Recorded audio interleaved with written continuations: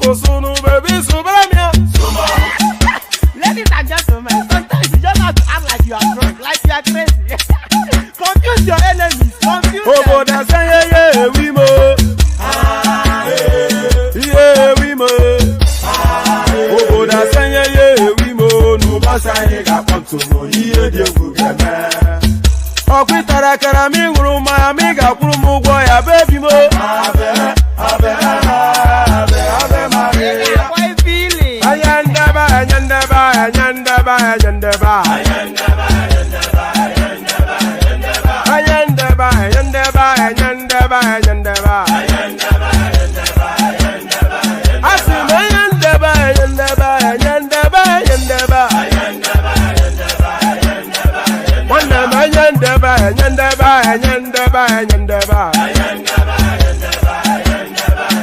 So baby subramia. Soko sunu baby subramia. Soko sunu baby subramia. Soko sunu baby subramia. Ase kwa nefo ya banyi se akuna nyego bamkambasi ozo. Since I was born, but now I am getting youth. Akuna mota akuna koga book.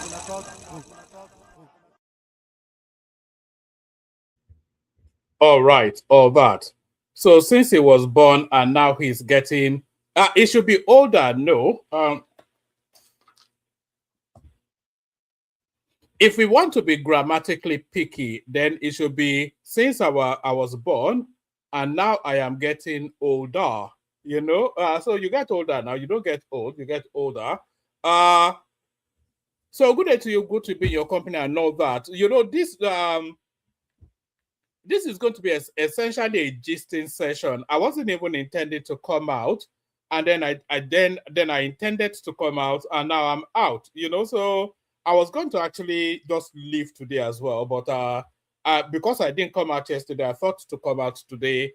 So here I am. So if you notice, the headline still remains the same. So it's a carryover from the session we should have had yesterday, but better late than never. But you be the judge of that after the session. Then you can say better late than never. Good day to you. Good to be in your company and all that. Good day to you. Good to be in your company. And how are you? How are you?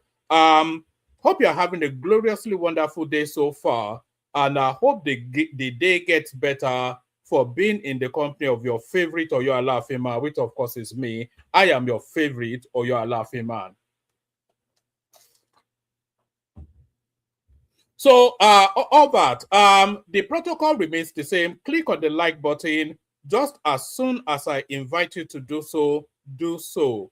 Click on the like button. If you are not already subscribed, please subscribe.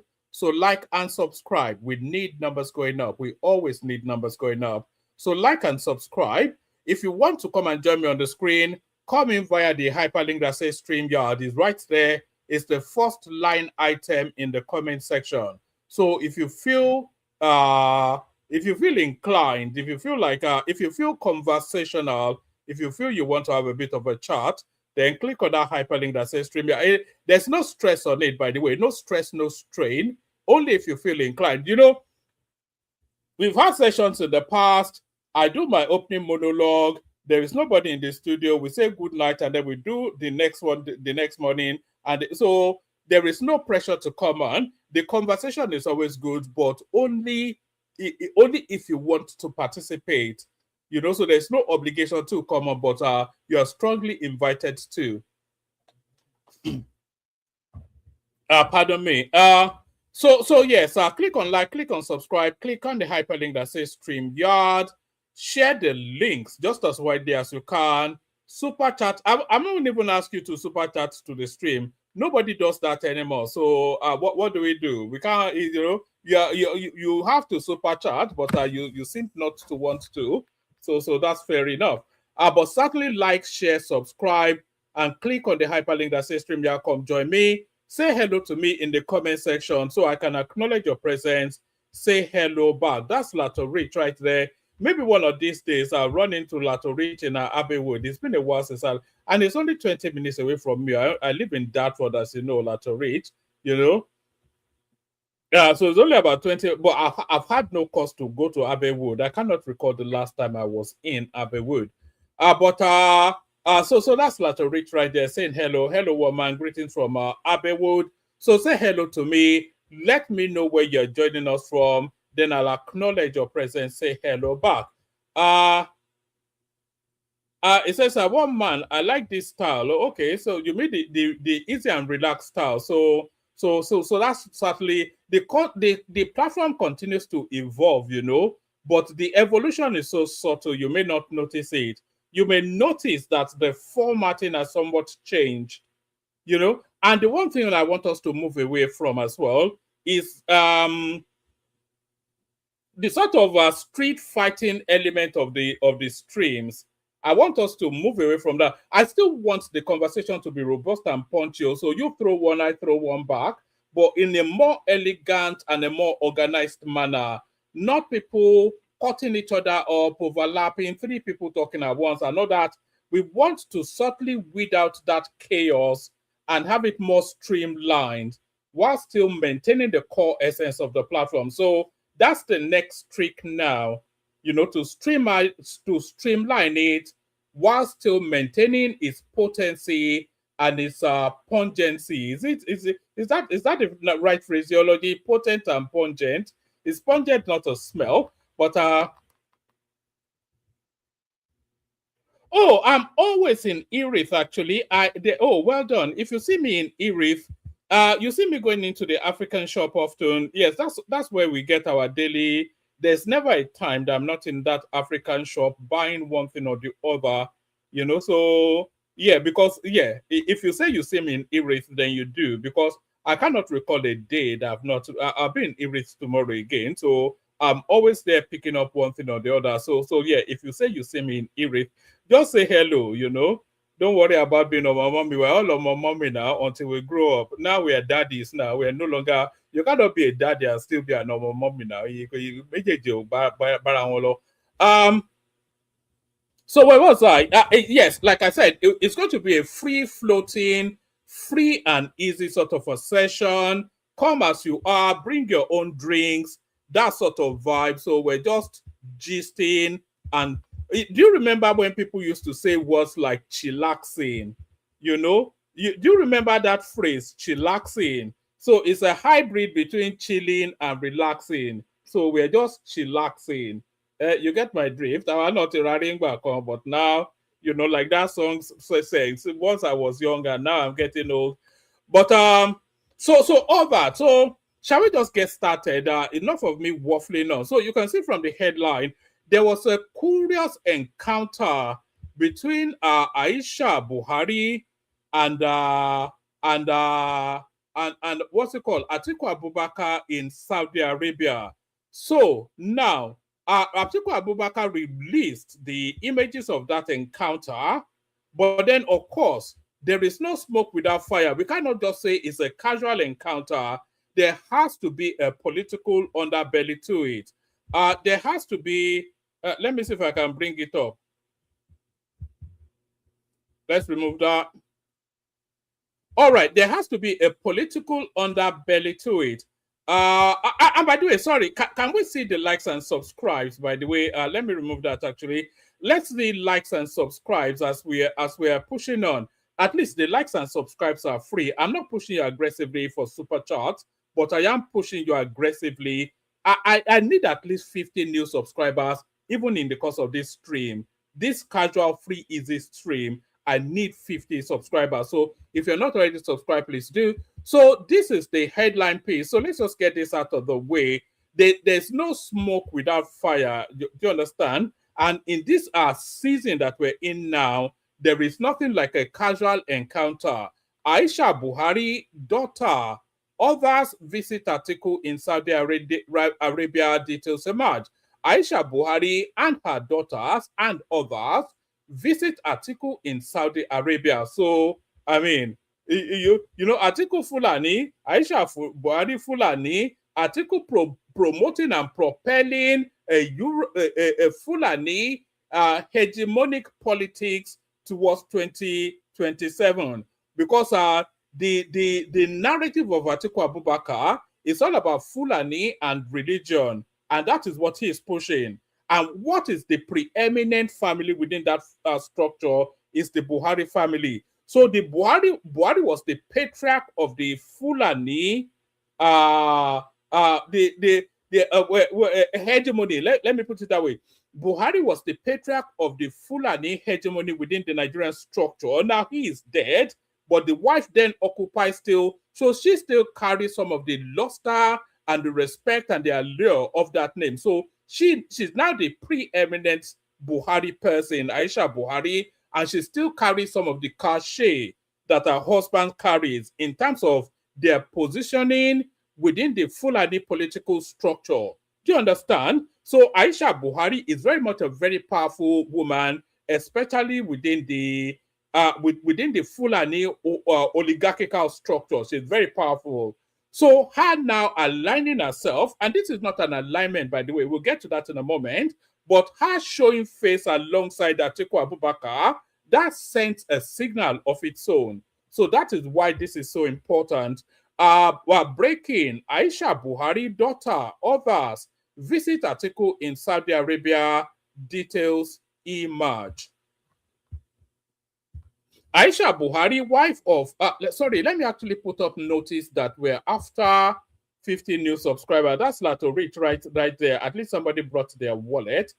It's quite a thing, actually, that nobody super chats. I wonder why people don't super chat the stream. It's quite, anyway, it doesn't really matter. But let me put this up, though, so people see this. Let me put Lato reach up first, and then in a moment I'll put that up. So we're after 100 new subscribers, but 50 in the course of this session. If you're not already subscribed, please do like and subscribe.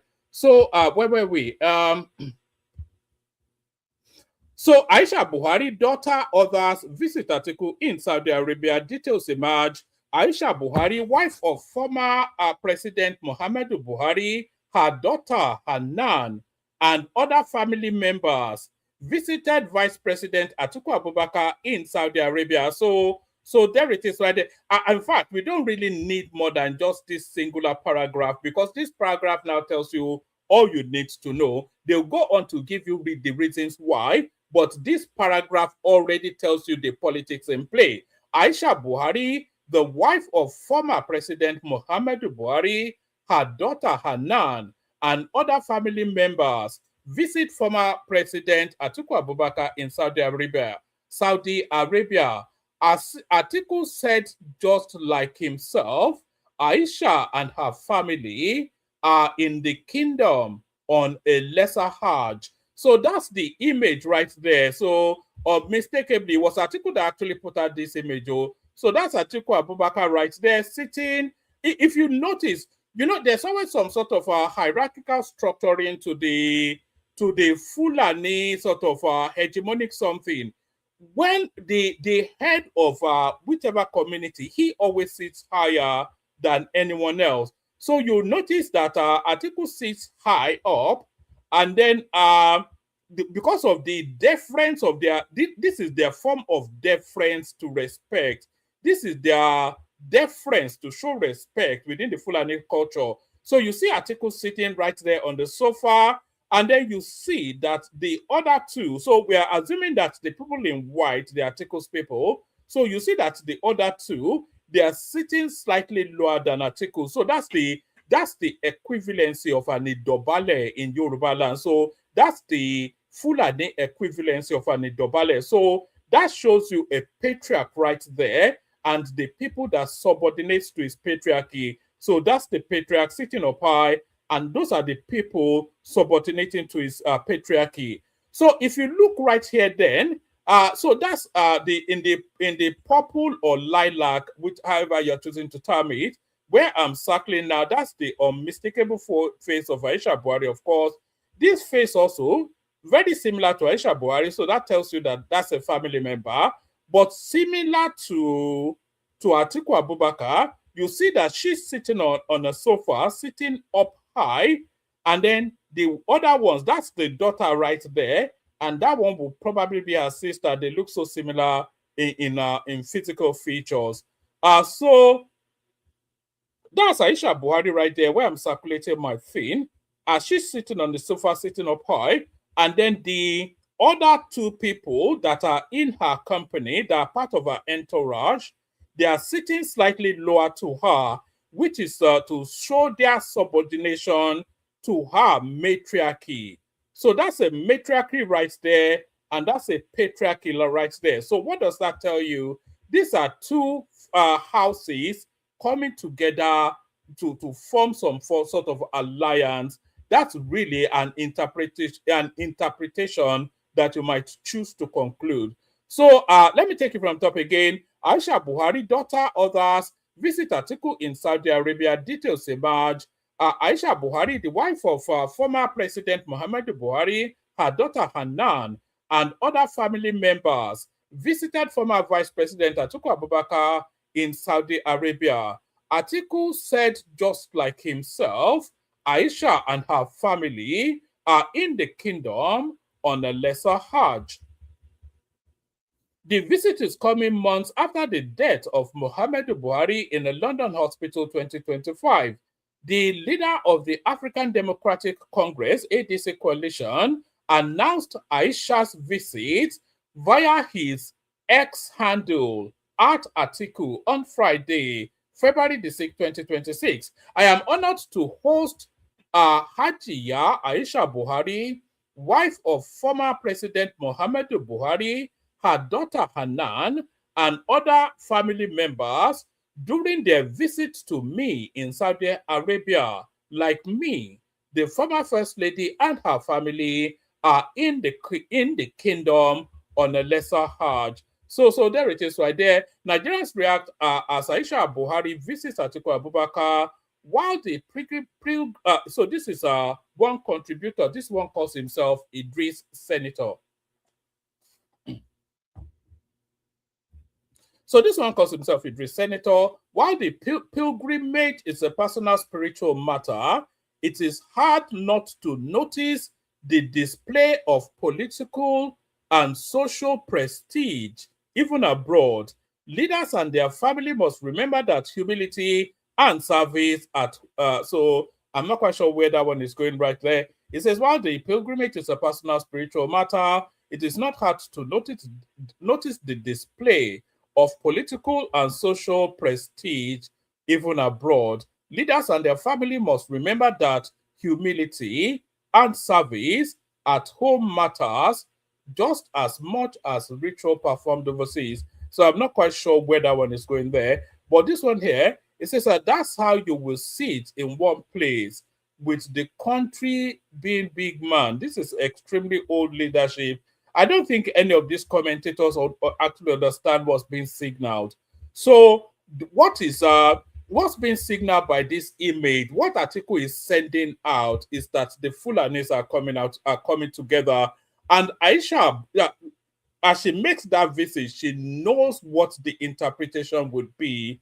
So she must have gotten some sort of authorization within the Buhari sphere of influence that the alignment is with Atiku Abubakar. So that's the interpretation right there. It's nothing to do with lesser hard or privilege or whatever it is that all these characters are saying. So here is Atiku on his Instagram, on his Twitter handle.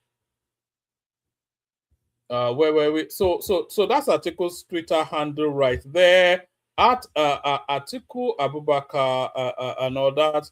I was honored, etc., etc. So we've already read that, and that is the image he put out.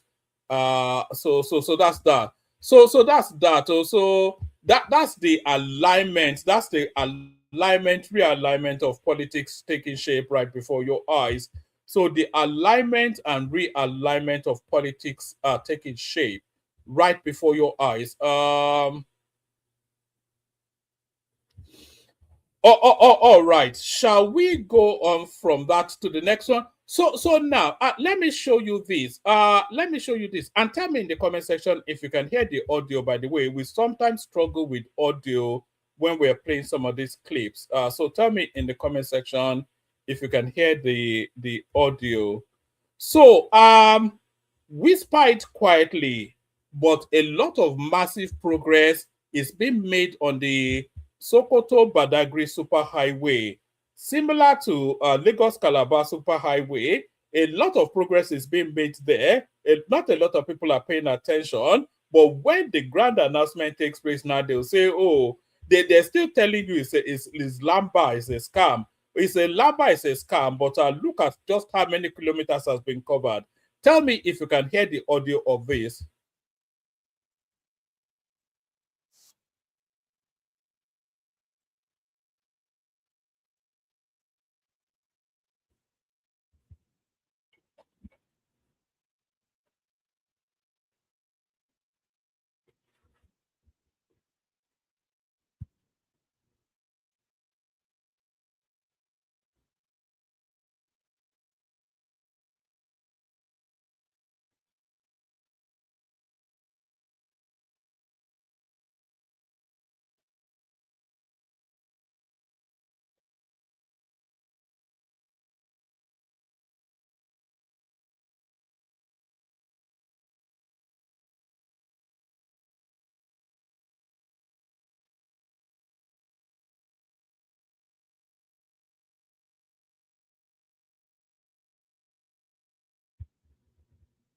All right. Although I'm not sure they should be putting street lights or no audio. Okay, you can't hear the audio. So you don't really need the audio anyway. So it tells you all you need to know. So that's the progress report on the Sokoto Badagry Superhighway. I was just going to suggest that it's never a good idea to put street lights in roads in the north. What's the point?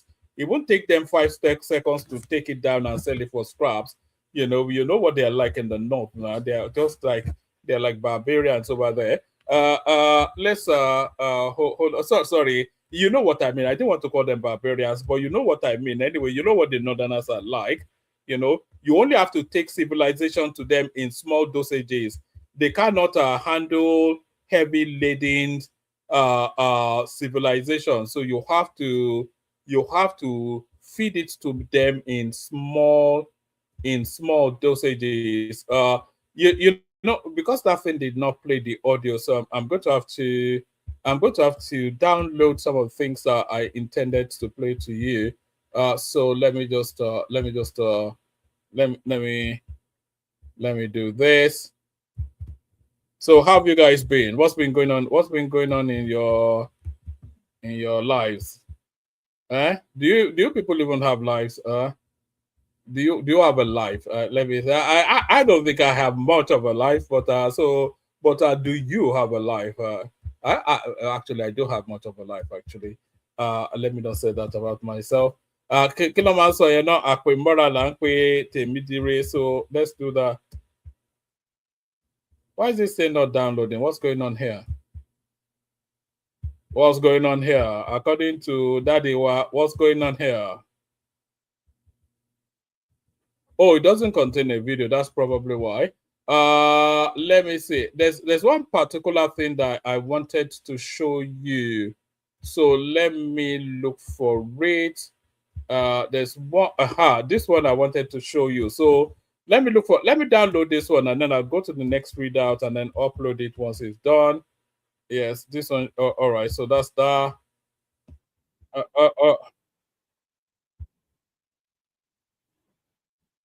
right. All right. Oh, okay. Let's go on from that to the next one. So this now next piece right here, this one will cut through the heart of the obedience like knife through butter. This now next readout, this now next item is going to cut through the heart of the obedience like knife through butter. Tinubu to embark on a 2-day UK state visit, first by a Nigerian president in 37 years. So I think who would have been the last one then? Because a state visit is that the Britain will roll out all of his red carpet in welcome. That is it. A head of state visiting another sovereign country. That's what a state visit is. This one will really jar the senses of the obedience space. Tinubu to embark on 2-day UK state visit, first by a Nigerian president in 37 years. President Bola Tinubu is to embark President Bola Tinubu is set to embark on a 2-day visit to the United Kingdom on March the 18th. Buckingham Palace announced. So this is actually coming from the palace even, not Aso Rock. So this one will really jar their senses. President Bola Tinubu is set to embark on a two-day state visit to the United Kingdom on March the 18th, Buckingham Palace has announced. In a statement on Saturday, the Royal Communications team said Tinubu's trip is at the behest of King Charles. So at the behest, for you that don't understand English to that level, it means at the invitation of. So it's actually even the Brits that are begging him to come. So they've seen all the razzmatazz that is going on with Tinubu, and they want a little bit of that. So I think the obedience space will find that quite upsetting actually, because of course that's good news for Nigeria, and the one thing that they don't like is anything that is good news to Nigeria. President Bola Tinubu is set to embark on a 2-day state visit to the United Kingdom, March the 18th, Buckingham Palace. Sorry, is somebody texting me? All right. So Buckingham Palace announced. So do we need much more from that? The president will be accompanied by his wife, Oluremi. It is the first state visit to the United Kingdom by a Nigerian leader in 37 years.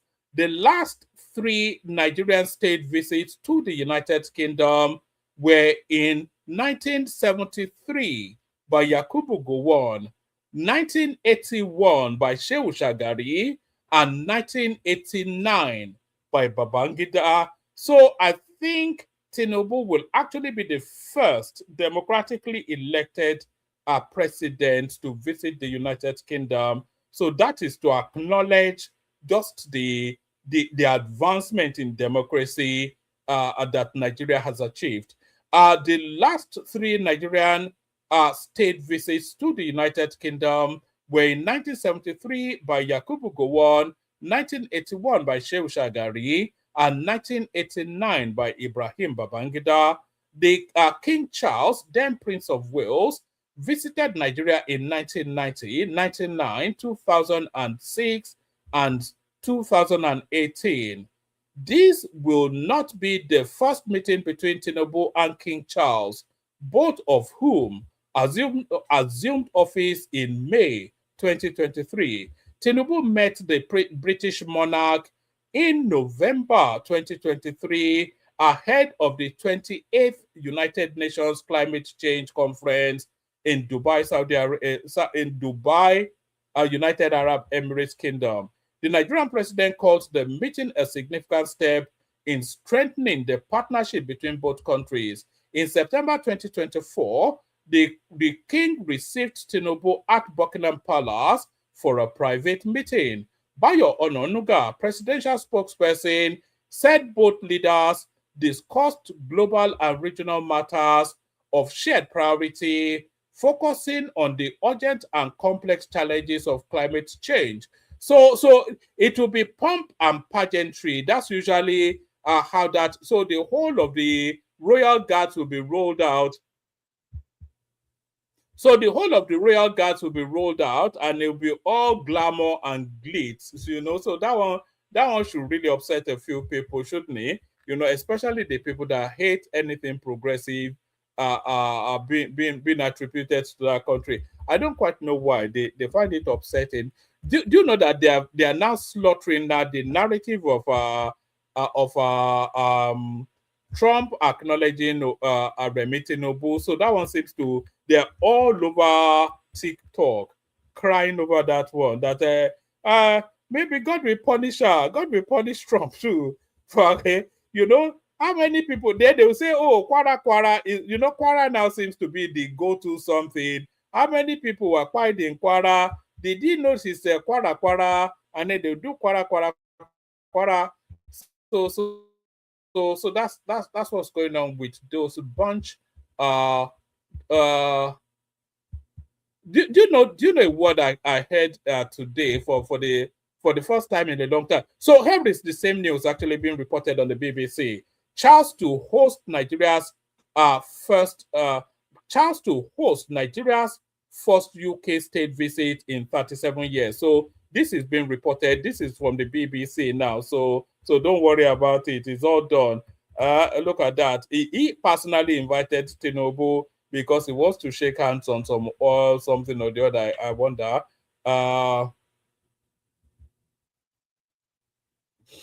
It says the visit comes at a time of improving diplomatic and economic links between the United Kingdom and Nigeria, with trade between the two worth over £8 billion in the year to October. So in the year to October, what does that even mean? Yes, from January to October, 8 billion pounds worth of trade. It says that this makes the African nation one of the United Kingdom's most important partners in the continent. In 2024, the two countries signed a new trade and investment partnership designed to expand opportunities for businesses. So I think this is to counterweight the. So this was the last state visit of a Nigerian president to the United Kingdom. So this is what it will look like. So this is exactly what a state visit looks like.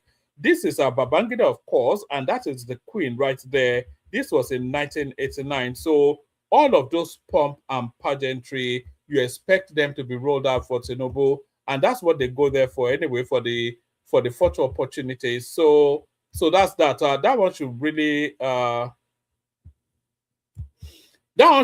jar the senses of the obedience no end. That one will really upset them. Our Kenny is it Kenny Money? Over Yoruba or look up to our people, Kenny Money. Our Ota Loswaju, I think that's the one that captures the Ota Loswaju, there now, So sorry, I'm saying all these things because I'm trying to upload some stuff to show you guys. So just give me 1 microsecond. Let's do that and do that. All right. Okay. So we go on from that to what else do we have? What else do we have? Oh, the Americans are running commentaries on what happened in Kwara State. Look at that.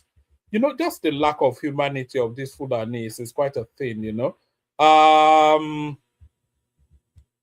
US announces, US not announces, but denounces, US denounces horrific Kwara killings, endorses Tinubu's security response. So what is Tinubu's security response? And are we now being supervised by the Americans? Is that what is going on? So what business is there?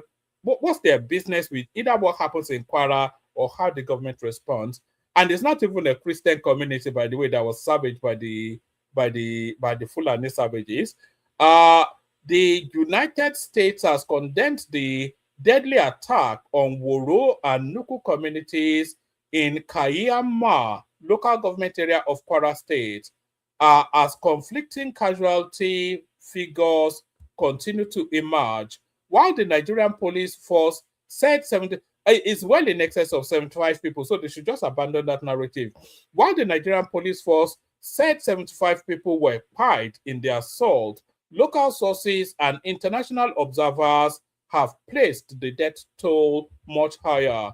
In a statement posted on X on Friday, the U.S. mission in Nigeria described the incident as horrific, saying more than 160 people were feared dead, with many still unaccounted for. There's actually a narrative. There's a narrative about what actually happened in that Kwara community. Apparently, allegedly, when those people got there, they separated the women from the men, and the people that were pied were the men. So that tells you then the other half of the story that you may not know. But that's what's been that's what people are saying actually happened there. It says, while the Nigerian police force said 75 people were killed in the assault, local sources and international observers have placed the death toll much higher. In a statement posted on X, the U.S. mission in Nigeria described the incident as horrific, saying more than 160 people were found dead, with many still unaccounted for.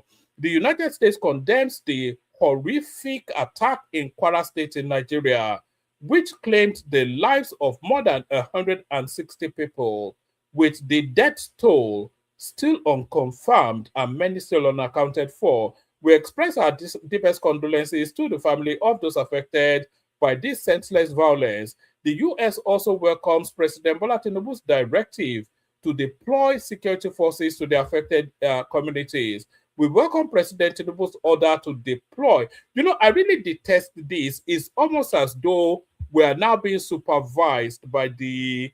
If you don't do your homework, I will give you a flogging. Is what is going on.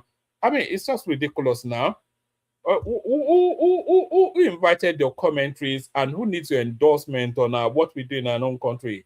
The condemnation adds to earlier reactions from the United Nations and Turkey.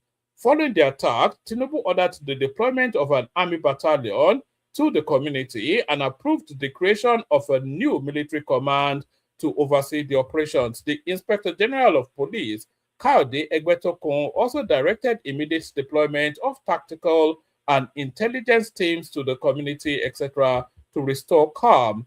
So it's not a matter of restoring calm now. It's a matter of preventing these things. But there it is right there. So that's what's happened there.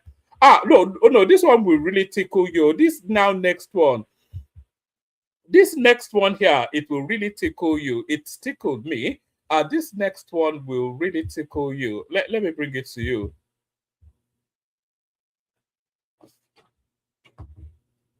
Former Nigerian president's daughter declares bid for governorship in Southwest State. So I'm not going to read this to you immediately, actually. I want you to guess in the comment section who the former president is and which state it is. So I'll play you a couple of clips, then we'll come back to it. But stay with that headline. Tell me who you think we're talking about here and which state. Breaking: former Nigerian president's daughter declares bid for governorship in Southwest State. So who's the former president and which state are we talking about? So let me play you a clip, then I'll tell you after who we're talking about. Clause 60. Yes, Senator Manguno. Mr. President, distinguished senators, my name is Mohamed Tahir Manguno. I represent Barunet Senatorial District. Mr. President, I propose that instead of using the word transmission, we should retain what is in the existing word extant law, which is transfer.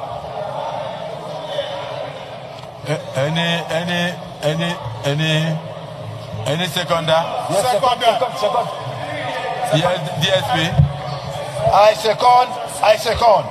Okay. Didn't hear what he said. The motion has been moved and seconded. Those in support say aye. Those against say nay. The ayes have it. Can we go to? I hope you heard what they said. Clause 61. Right. I hope you paid attention to that, actually, because there's a distinction between transfer and transmission. I think we touched on it yesterday. And Nigeria does not have the facility for transfer of electronic results. We don't.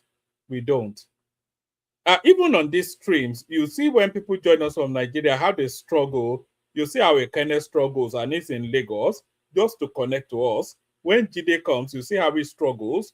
So we don't have the connectivity for a real-time transference of election results, or transmission of election results. So it has to be by transfer.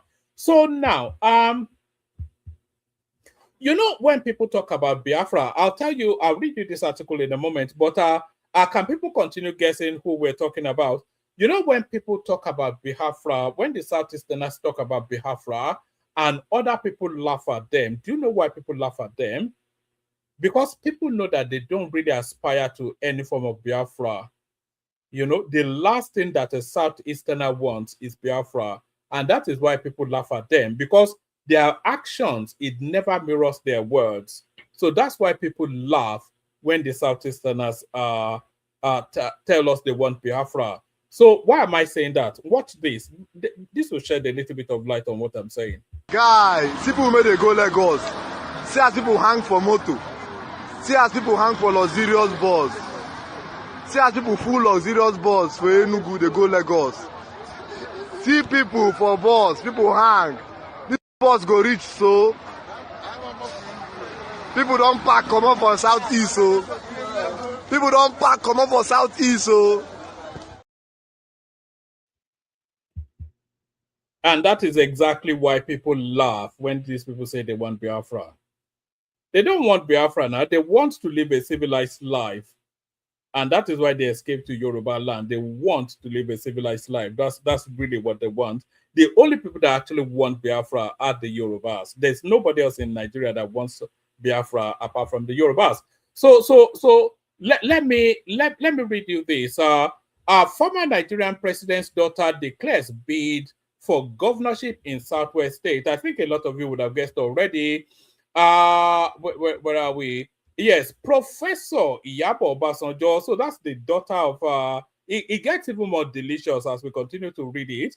Professor Iyabo Obasanjo, daughter of former President Olusegun Obasanjo, has declared her intention to contest the 2027 Ogun State governorship election on the platform altogether now of the All Progressive Congress APC. So this is it's very much deja vu. It's very much akin to the narrative of Atiku Abubakar's son campaigning for Tinubu.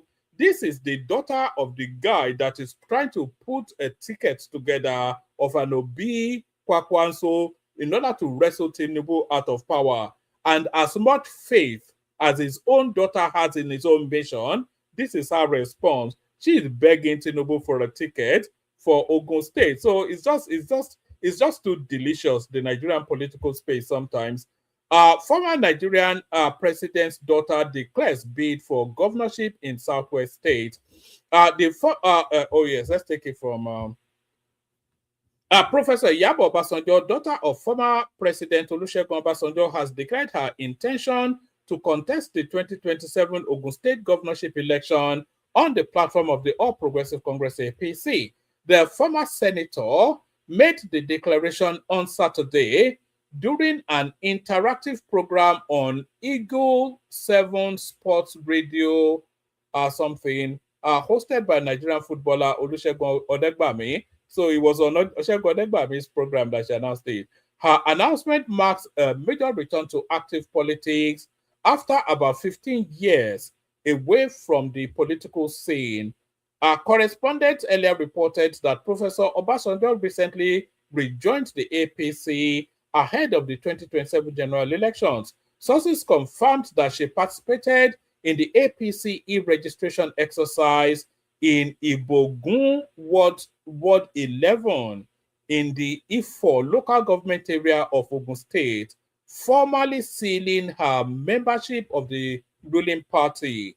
Professor Obasanjo previously represented Ogun Central Senatorial District 2007 to 2011 and also served as Commissioner of Health or for Health in Ogun State. So there it is. She lost her re-election to Senator Gbenga Obadara of the then Action Congress, ACN. Following her defeat, she relocated to the United States, where she pursued an academic career and rose to the rank of professor in epidemiology. Speaking during the radio interview, the former lawmaker said her decision to return to politics was driven by sustained pressure from supporters. As I told you, a group of people who I did not bring together and did not form have been working for about 2 years now. They started talking to me about a year ago, saying, "We think you are the best candidate. We want you back," she said. She said the encouragement convinced her to re-enter politics and seek higher responsibility. Professor Obasanjo explained that returning to the People's Democratic Party (PDP), where she last contested, was not an option due to what she described as internal turmoil. She disclosed that although the African Democratic Congress (ADC) was considered, the party was not fully organized. The people who reached out to me and worked for my return are now in the APC, she said. I made wide consultations before deciding, and I think APC is my natural home. I don't have animosity towards anyone in the party, and I feel comfortable with the actors I know there. She added that she felt more confident and at ease in the APC than any other political party. Professor Obasanjo made it clear that she is not interested in returning to the Senate or taking up any appointive positions.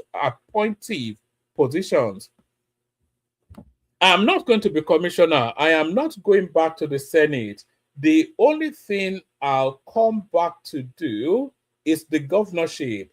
And we have started that journey. We are going to see through. Can you imagine if she goes on and wins? She's very unlikely to win, of course. But can you imagine if she goes on? She's even unlikely to get the APC ticket.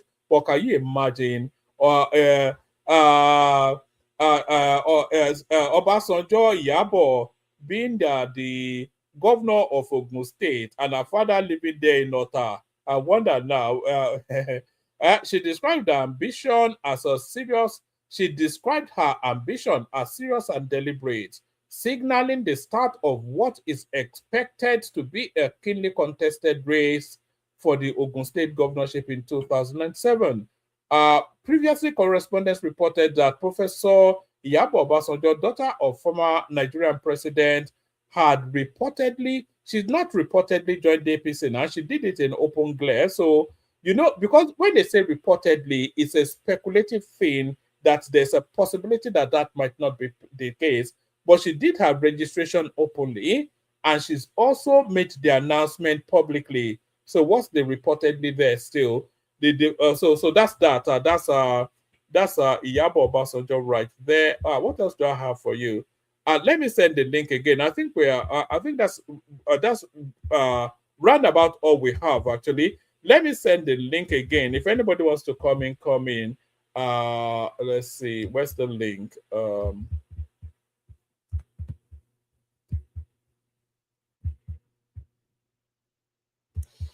Oh, all right. So that's that. What else do I have? Yes, the demonstrations going on. Aisha Yesufu and a band of miscreants constituting a nuisance all over the place. Do you want to have a look at that?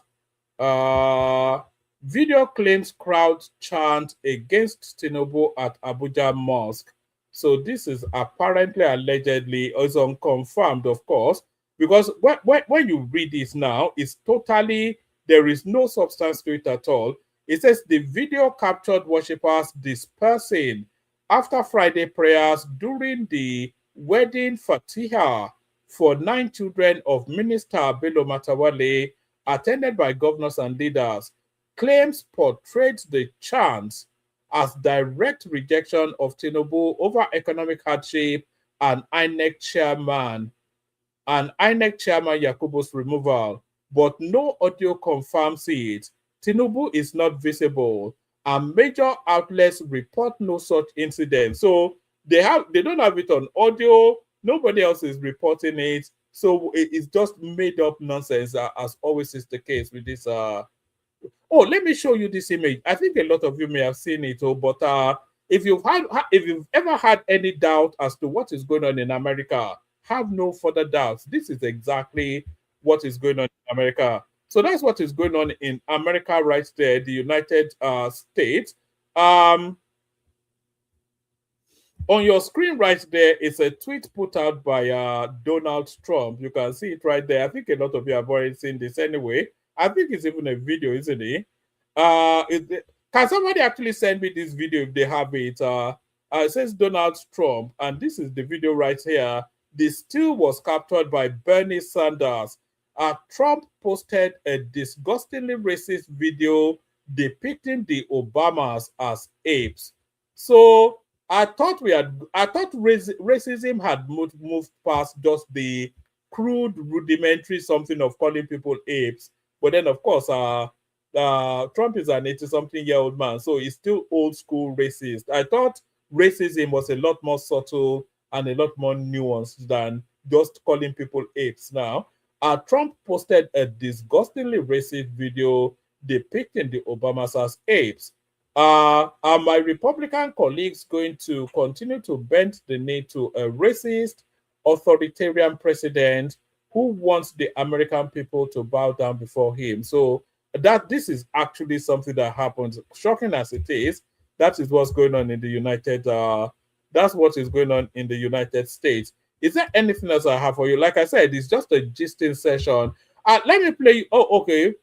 There's one clip actually that I wanted to play you. If you want me to play you, it's by some Igbo person, but what is said, it might not be to the liking of the Igbo people.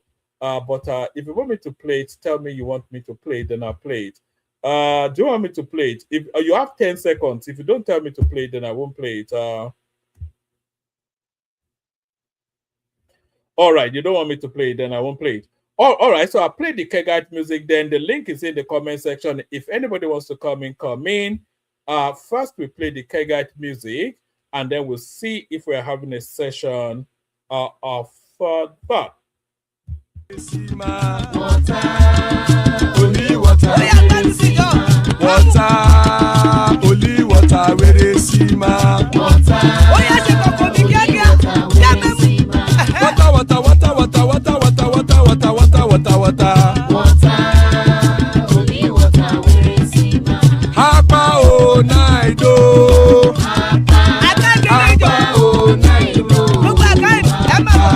Hapa you don't come oh.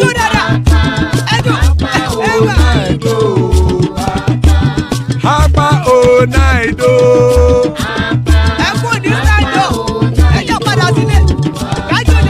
Oro kẹ̀kẹ́ ẹlẹ́mù yé o. Ilé ṣọ́dí àkẹ́kẹ́ rẹ̀ ẹlẹ́mù rẹ̀ o. Bobby master kẹ̀kẹ́ rẹ̀ ẹlẹ́mù rẹ̀ o. Chifu Faila ti kẹ̀kẹ́ rẹ̀ ẹlẹ́mù rẹ̀ o. Eruku lẹ̀lẹ̀ ẹlẹ́mù dé. Eruku lẹ̀lẹ̀ ẹgbẹ́ ẹlẹ́mù dòde ojàre o. Eruku lẹ̀lẹ̀ Ghana ti dé ẹgbẹ́ bọ́dì o. Ọmọ ẹlẹ́yẹ ẹyẹ o ó dilé o. Odúyẹ̀lá ẹyẹ o ó dilé o. Petrosonama ẹyẹ o ó dilé o. Petrosodúnkẹ́ ẹyẹ rẹ̀ ó dilé o. Ẹlẹ́kọ̀ ọ̀run mú ìní o.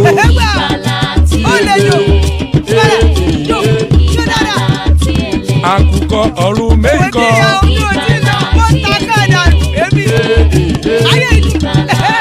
Ikú kò ní ríwà gbéṣe o.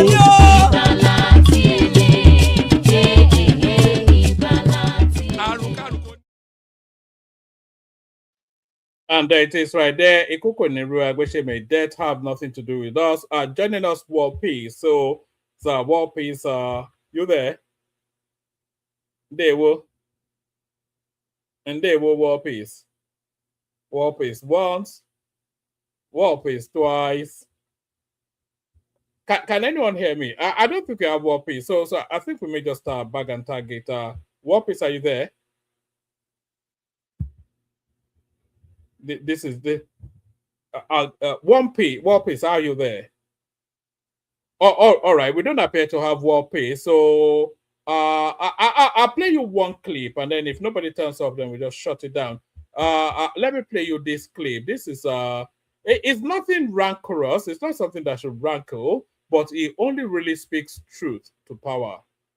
Yoruba people are so ahead of everybody right now in Nigeria, politically, economic. Yoruba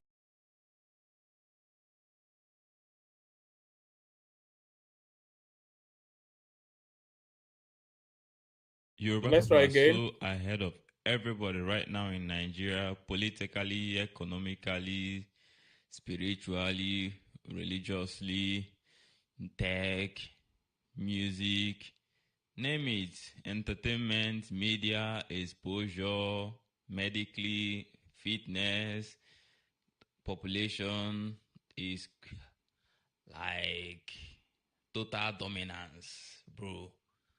Like Yoruba people is doing to Nigeria what Man City is doing to England. Total dominance. They win the league every year. Total dominance in areas that matter. In areas that matter, total dominance.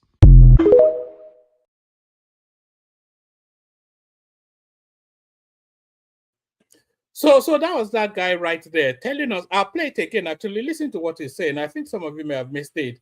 It's telling us essentially that the Yorubas are by far and a clear distance ahead of everybody in Nigeria by all of the metrics that life is measured by. So that is what he's saying. So let me play it again. It's only 40 seconds, and then I'll tell you just exactly why I am playing it. Yoruba people are so ahead of everybody right now in Nigeria, politically, economically, spiritually, religiously, tech, music, name it, entertainment, media, exposure, medically, fitness, population is like total dominance, bro.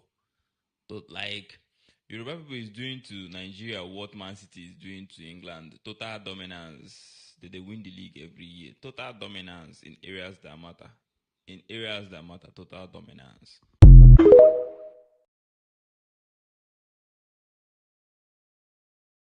So that guy right there, you heard him now. The Yorubas are pretty much all of the spheres of life, sphere SPHRHERE spheres, all of the spheres of life that life is measured by. The Yorubas are pretty much they're clear distance ahead of everybody. We know educationally they are, even though now educationally, I think the Southeasterners are catching up aggressively, if not even overtaking the Yorubas somewhat. But historically, educationally, the Yorubas are miles ahead of everybody in Nigeria. We all know that. In terms of the power structurings of Nigeria, whenever, even when the Yorubas are not in power, they're the underpinnings of power. Do you understand? Whenever the only time that the Yorubas did not underpin power was under Goodluck Jonathan, and very very quickly that fell apart. So in terms of wealth, they're wealthiest people, even for all that the Northerners stole. They're not anywhere near as wealthy as the Southwesterners, and in terms, but where I disagree with that guy is that he's narrowing it to Nigeria. If you look at it if you look at the data, what the data tells us is that the Yorubas are the preeminent people amongst the black race, because they're the most successful Nigerians, the most advanced Nigerians, and Nigerians are by far and a clear distance the most advanced of the black race, which by extension then makes the Yorubas the preeminent black people globally by clear distance, more so than the Americans, anybody else. But there it is. It wasn't even me saying it. It was that our brother there. Baba, you've come to the rescue. I was about to bail. Just to hold the fort for others to Yeah. come in, actually, but I'll still take my time. I hope your weekend is going well. And Yes, it's going well, but Baba, it might all end up just a short little easy session. I have no anticipation, but let's see how it goes. Carry on. Okay, people of the commentariat, I salute you. Ayo, Mutuekio, Ireo, and Chi, Laturich, and others, I salute you too. Trust your weekend is going well, and the people, our esteemed viewers, I hope you've clicked the like button, and those that have not subscribed, please do so. And I think this Aisha Buhari and Atiku move, when two political heads of two political family meets, it's beyond what meets the ordinary eye, actually. Don't take that meeting for just on the surface. It's deeper than that. Deeper than that, actually. It's a political move because from the grapevine, actually, we've been hearing that because of the, I will call it political heckling of Baba OBJ, Atiku has become vexed and may actually go to another party or indeed negotiate himself out of the 2027 elections and align with Ashiwaju if he's guaranteed that come sunshine, come rain in 2031, he will be helped into the presidency. Whether he's 85 years or 90 years old, it doesn't matter. So this could be one of those moves they are making because Aisha is still a resident of. Are you suggesting that she's there as an emissary for Jagaban? Exactly, or Jagaban's wife, because Aisha is still in Asu Rock. Is a how do I put it? He has the ears of Asu Rock, particularly the first lady. As how did Trump describe her? Remind me again, please. A very respectable woman. Exactly, yes. A respected woman. Our first lady. She could be an emissary because she's highly political too. So, but let's watch and see because this Iyabo also coming out to say, okay, I'm for APC, but I don't want Senate. I don't want to be a commissioner. I want to be governor. Is there something going on? Because some people since 2023 have been suspicious of Baba OBJ. That all Baba, this, yes, Baba, sir. please wait. What you just said now, you said he might be going to meet Atiku on behalf of the Asu president. Rock. Let's put it, say Asu Rock. On behalf of Asu Rock. As for me, before you continue your stories, Speculation. as for me, I don't like that move. I don't like that kind of politics. I know politicians, they play politics. And the reason why I'm solidly behind Asiwaju is not for him to play politics. I don't see him as somebody playing politics at this moment. I see Asiwaju as somebody who is handling the politicking aspect and also putting his goodwill for Nigerians. And now, if you are suggesting that, is it not a time bomb for him to have arranged all these um, spectaculars and the things that we are praising right now? Though some people don't even see it, those who are seeing it, they are seeing it. Is it not a time bomb in the future for them to be having such secret plans, or they just want to, first of all, I don't think he is. I don't think he is afraid of Atiku to be winner in this coming election. Neither Obi nor Atiku. So if that is aside, so why will he make such? Asiwaju is somebody who will make his promises and he will not go back on it. If you are suggesting that they want to maneuver him and say, okay, whether you are 89, 90 years old, we're going to put you after my, then it means Asiwaju is going to build all this castle and then at the end hand it over to somebody who will destroy it in just 2 days. So it's a dangerous game. Thank you very much. Yes, thank you, Isaac. What is going to happen. Believe it or not, you want to think Shiwaju will put in this hard work for 8 years and give it to a leprous politician to throw away the baby and the water? No, restructure is the way to go. And resource control is the way to go. Because he's teaching the Northerners real politicking. They claim they will not pay tax. Fine. If they refuse to pay tax, they will not receive FAC allocation too. So Tinubu is going to dust up the confab of 2014.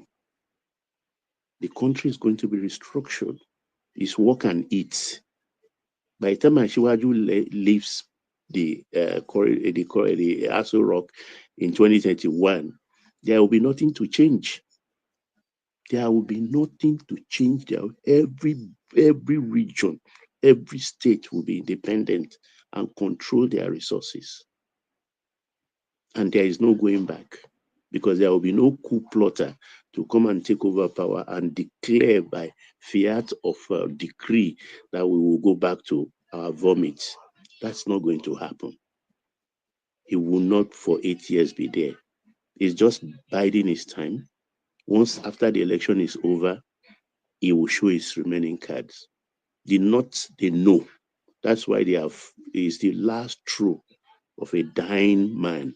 That's what I can describe the North, political North to be. The political Muslim North, because they single-handedly divide the North. Every one of their politicians is always saying now, Muslim North, Muslim North. We don't used to hear such things before, but they've given up that the Christians are no more with them. So so Tinubu has degraded them to an extent politically. So, but what I said about that is purely speculative. You understand? Purely speculative. It's not based on any facts or otherwise, but except what is just going on. We are reading the tea leaves. Because why would an OBJ, who is an OB supporter, but though some people since 2023 has been saying, no, this Baba's move, we suspect, is not who we think it is. That is coming from the Southeast. And this same thing is coming up. That distrust is coming up again. And now the daughter is putting kind of truth to that. Because your beloved daughter, who stays with you in Abeokuta, who goes around with you to occasions of late, has suddenly registered with APC, has suddenly declared that she wants to be a governor. We all know that is, if Ashiwaju doesn't endorse you in a primary, you will not win. And you have to win a primary before you win. And once you win your primary, it's a given that you win the election. So will she be stupid if she's not assured to make this kind of announcement? Does the father know? If the Baba OBJ knows, wouldn't he be impolitic for your first daughter to be fighting to be governor of the state where you belong? And at the same time, you are pushing for a different candidate entirely to be the president. We all should watch that space. We all should watch that space.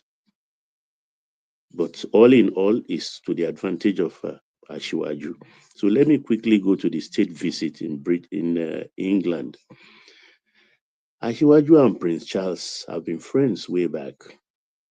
So they are just making it politically official by this state visit. And I want to go on record that don't be surprised if Ashiwaju is knighted during that occasion, and with the wife too. We'll start calling her Lady Oluremi Tinubu after that visit. So it's going to be a grand. United, is it Lord Jagaban of Yeah, Lord Bogu? Jagaban. Sorry, Baba. Of Bogu. Hey, doctor me, Bawo. That one will pain some people, eh? Let me just put in this one before you go into the next topic. What you are saying is not speculation, no. It's been out there, and people are already talking about it that probably Atiku will join APC. So it's already a topic of discourse all over the social media. What's underpinning that? Where is that coming from? It's because of the way what Obasanjo is. There was speculation that ADC actually belongs to Obasanjo. Because if you look at it, why should Atiku actually move people into that party? And then Obasanjo just came in and said, okay, no, the ticket will be for Obi and Kwakwaso. And then Atiku now trying to chicken out. We have to look at that critically now. With all the power, with all the people in that ADC supporting Atiku, why should Atiku now say, okay, because of that ordinary statement made by Obasanjo, want to now leave ADC for another party? We have to look at that critically. Yeah, not only that, Simba, I didn't want to go far. You understand? That's why I just caught it like that, hang it in the air. What you are saying is true. And Baba has been going around with a file. He has a certain hold on his vice president, Atiku. He has a hold on him. What that hold is, nobody knows. He's been going around with the files, and I think he's making some threats. That is why Elijah Titi, Atiku, I think yes, that's what I want to say, Baba. yeah, that Atiku, if Elijah Titi came out. When somebody called me 2 days ago, he said, look, when we were discussing it, he said, look, go back to the clip of Elijah Titi. Don't listen to what she's saying. Look at her body language. So I went back actually to that clip, and she was vibrating. One man, go back and watch that clip. She was not just talking, she was vibrating. And they claim that is based on what Baba OBJ has been doing, his moves. I think he's ready to really damage him openly. So we are living in an interesting time. But Jagaban wins. Either way, it's a win-win situation for him. It's a win-win situation. I like Jagaban. That's not just like that, just what's the nature has thrown to us. Amongst everybody, is the best we have. If somebody shows up tomorrow, and according to my own reading, he is a better person, no doubt about that. I will follow that person. I'm not a party person. I just follow the person that can help us in our situation. That is why I yield one man. We are populating a little bit now. One man.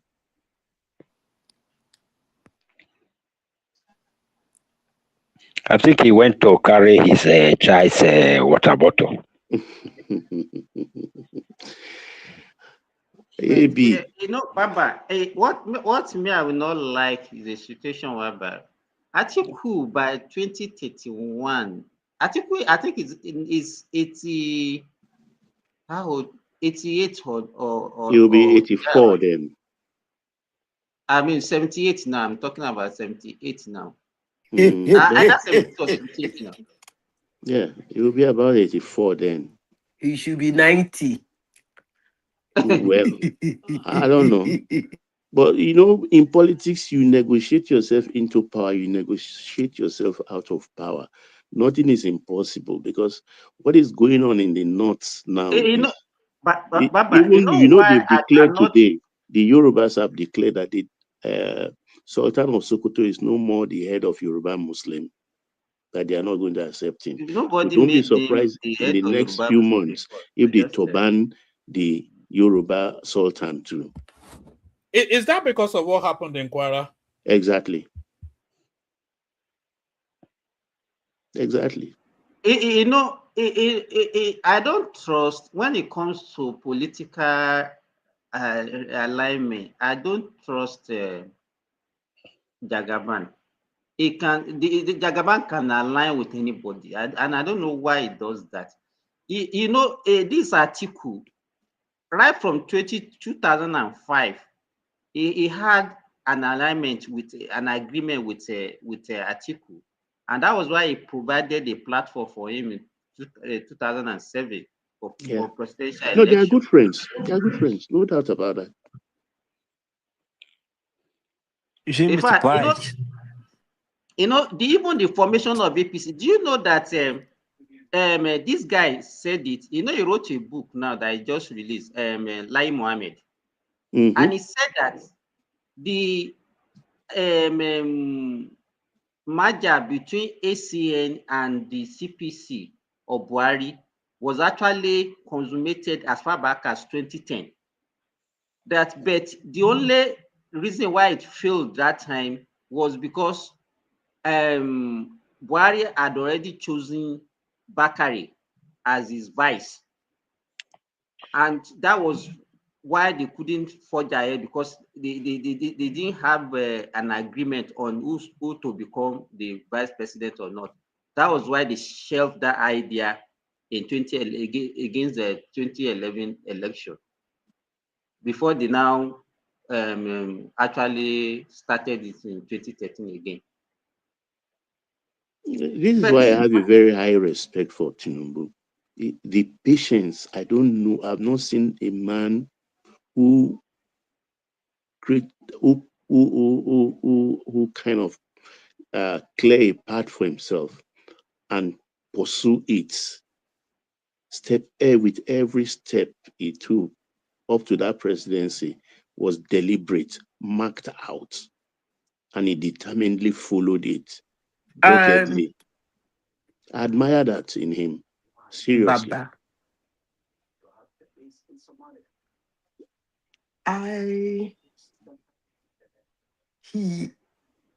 the problem the opposition are having with Tinubu is because he is somebody that is taciturn. When you are dealing with somebody who is taciturn, you find it very difficult to deal with him, because they don't know what is in his mind. They don't know what he's doing. He keeps quiet. Look at what happened in Nigeria, between Nigeria and United States. There are some people, look at other presidents in the world. They will run their mouth with their media. When the thing hit them, boom, boom, boom, boom, they will come back. But this one kept quiet. Whatever he was doing, he was doing it from the back. And the opposition, we are just running. I think that's the problem they're having with him. If he comes out, if he brings himself out and he's all over the place, I think they will get him. But I don't think they will get him this way. I don't think so. But hey, what do I know? You know, I'm stupid. No, they will not. It's difficult to read him, like you said. Very, very difficult to read him. And that's why they fear him. That's why they all fear him. Even the Aregbe that is running his mouth, mark my word, Zita, he will go and dobale for him like this soon. Baba. Well, I don't think there's any way back for Adegbeshola. No, it's not like he will accept, but he will dobale still. He will dobale. Mark my words. Baba. What did Aisha Buhari do to you? One man. Baba, you just sorry, Madam Zita. You see that character you just described. I think it was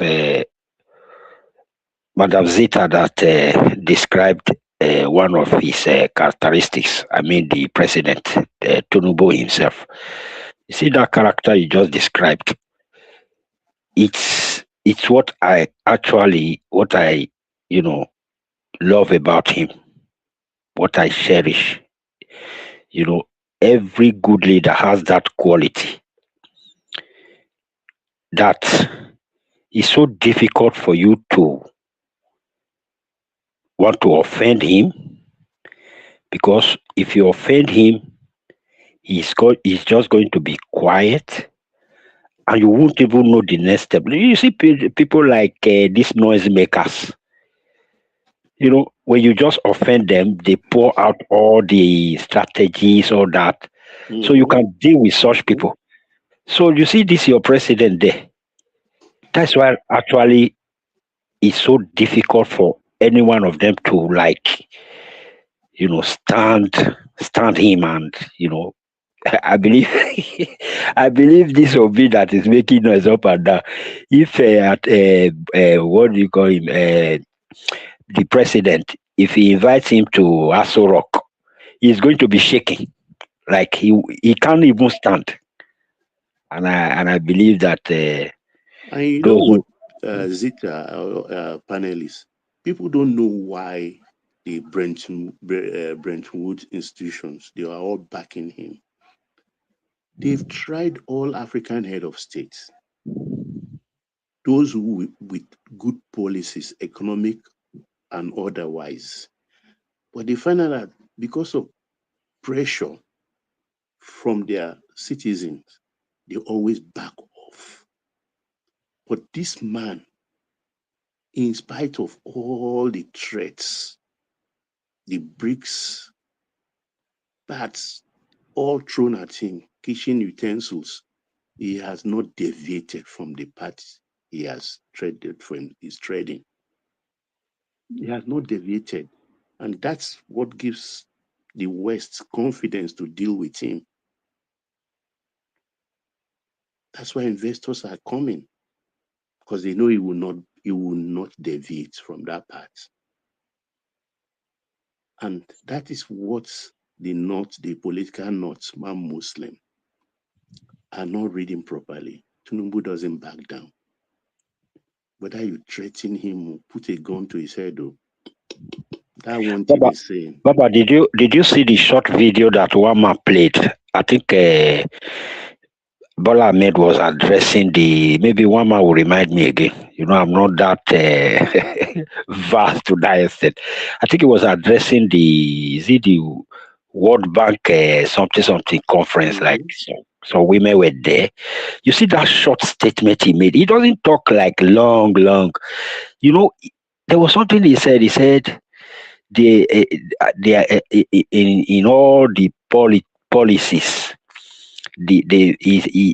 Nigeria, we already put our hand in the plow, and we are not going back. My brother, when he said that thing, all these things came out of my body. All those small crocro came out of my body. I say, wow! Looking at his aura, everything, you just said this is a president, my brother. I don't know why some people are not seeing it. Me, I don't know, I'm confused, I'm surprised. People like Aisha Yesufu, they are not seeing this pillar, this great pillar. That just proves to me. Sorry, sir. That just proves to me that this Aisha Yesufu is a scam. Yeah, that's what I was going to tell you. Aisha Yesufu, she's not about a better Nigeria. She's not about Peter Obi becoming president or not. She's not. She has a window of opportunity to make as much money as she can. Do you know how much that woman is making? Who even made that woman important? I don't know, man. She just goes around shouting, and then suddenly she become an entity being interviewed on television. Yeah, but what impact has she made in the society that made her think there was a particular image. Do you remember that image when she was holding her hands to the air? I think that was during that NSA something. No, it was Bring Back Our Girls.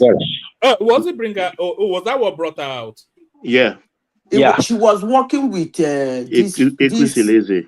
Yes, it was actually Obi that made her famous, and she did something that made Obi abandon her, and Obi never speak about her again. Correct. Yeah, so I Is it don't something really, to do with money? Because I know she likes money, that Aisha. I don't know, but I think there was a kind of scandal that came out of that bring back our girls. You know, it's Obi Ezekwesili that started that thing. So at Yes. a point, there was a kind of scandal. I can't remember, but if I think very well, I will remember what the scandal is all about. And the Obina came out and disassociated herself with everything, bring back our girls, Aisha Yusuf and everything. And that was the end. She didn't go into it again. And she never mentioned that lady again. And then Aisha Yusuf took it from there and started running around, running her. You see, woman, I don't understand why. I pity our young ones, so honestly. They are not enjoying what we enjoyed. Like when we were 15, 14, 16, our neck were being straightened. Our hands were being straightened. The ones, our legs were being corrected. The ones we see as our role models are actually role models. When I mean spec, they were actually spec.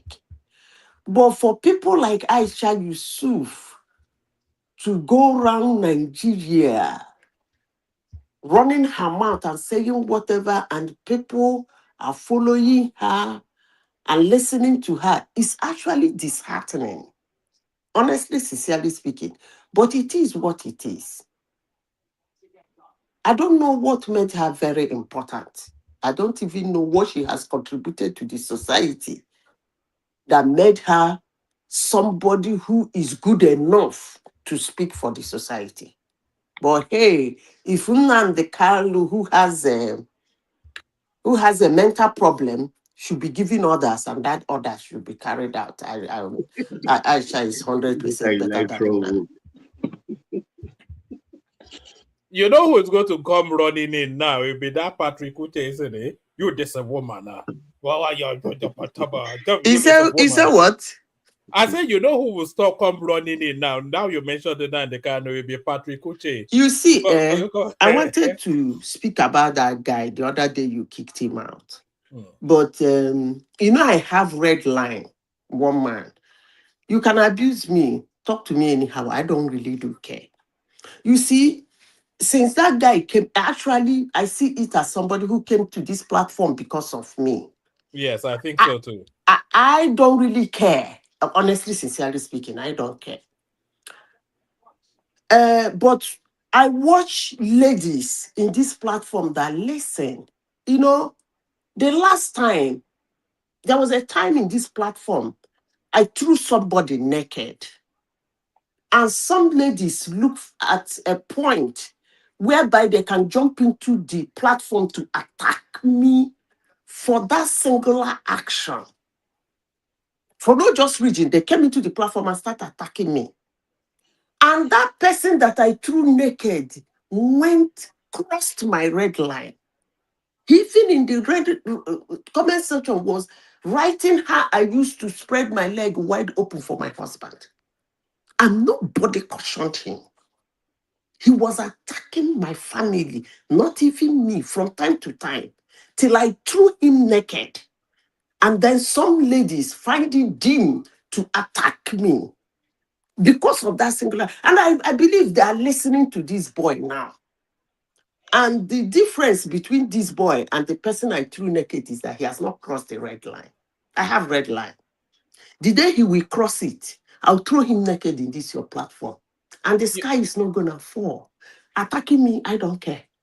Honestly, sincerely speaking, those ladies can jump in and attack me the way they like, but I don't really do care. But I have red lines. You cross my red line, I'm going to throw you naked. So, woman, let him come. As long as he's attacking me, I don't really do care. It's not my Woman, red line. Yeah, One one man, man. do you know that the most ridiculous thing I've been called in your platform is an old hag? Who called you an old hag? You're a young Hassan, woman, huh? Well, don't worry. Hassan is. Hassan, you see, But that's not Hassan's language, though. Was I here when he said that? he said it, he wrote it black with black and white on the comment section that I'm an old hag. Do you know when I remember? That's the funniest thing I have ever had. In fact, in my office, in my That's family, an old school insult now. People don't even say that anymore. when I tell people, they say, "Has that person seen you before? Seen you before?" I say, "No." They say, "Wow. He doesn't even know what you look like." I said, "He has never seen me before." And I'm very sure he has not even seen my picture. But he used that word on me. Anytime I remember that thing, I will have a good laugh. In fact, in my family now, we used to use it to make fun. That's the most funniest thing somebody has called me in your platform. But it's me, the person called it. I don't care. One man. Madam Zita, please let me come in. So sorry. Hold on 1 second. Rational mind, mute and unmute. Your device is not connecting.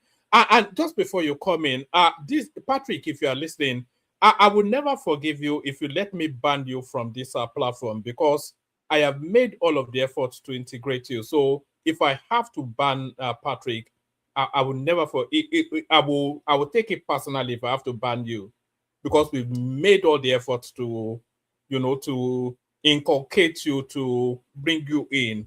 If all you have to offer is just to come and shout abuse, then we have to ban you, and I'll find that unforgivable after all the effort we made with you. And that's to you, Patrick Uche. Sorry, Isaac. Yeah, one man. You see, this platform is very, very accommodating. I've been listening to this platform. One of the reasons I always say one of the best a discussion, whether negative, positive, on any platform that I can actually stay with. This is late here where I am. I'm always here. I can't spend time with maybe some other platform. Why? Why will I do that? Time for me to sleep and rest because I'll be up tomorrow. Though tomorrow is Sunday, but Mondays, when I know I'll be, hustling the next day, stay all the night for a platform to be able to pin me down, it means it's a reputable platform. Maybe during the day, that's when I have time, like 2 p.m., 1 p.m. I'll just have time to go and watch some other people. There was this thing. Where is Bishop? Bishop is not here today. He was bound in a platform, I think 4 months. 4 months. When I listened, he was called to the panel of judges. They were all there in that platform. And the proprietor of that platform bound him for 4 months. I don't know if any other person have gone to that platform to listen to that episode. He was bound there. I don't want to mention the name of the platform. I'm not afraid to mention it. It's Niger Wash. I'm only not saying I will mention it because I don't know if one man will like it. He was bound for 4 months. No, you can mention. I don't encourage you to. Now I want to start because people don't give us mentions on their platform. But I didn't know a Bishop went there. Though, are you sure it was Bishop? Yeah, he was bound for 4 months. Ask him anytime he come. 4 months. And then that was where I also learned that they bound Pansat for 2 years or so, or 1 year. Pansat was bound for 1 year. Then that fateful day, not too long, Bishop can no more go there. He has been bound for 4 months. And I know what he said. No, he didn't even say it. He wrote a comment on their comment section. And the one CM, I'll be what they call him. There's a guy there, they call it CM. Very Igboish. Was the one that picked it up that he's been offended by that comment. And the man must discipline him. And he was disciplined. So this platform, you tolerate people people come here, people that are not worth it. They come. When I say you are not worth it or you are worth it, it's not by your intellect or how you speak. If you like, speak like Praise Daddy in America. Praise Daddy is my best here. You understand? It's my paddy. If you like, polish your English like that. That doesn't make your head to be. That doesn't make people to see you as. Why you speak such English and the way you put it it's what matters to people that have brain. You understand? I've seen professors, lawyers sit down in front of some useless pastors. I'll be imagining all the schools they went to, and this pastor is brainwashing them like that. They are sitting down there. Lawyers, doctors, they don't have head. So, bro, you are doing your job. You are doing your best. And I want, why I quickly came in just now, I want us to send Madam Zita to Aso Rock, at least to go spend some time with Bola Ahmed. Because Madam Zita's voice in this place is so captivating, so matured.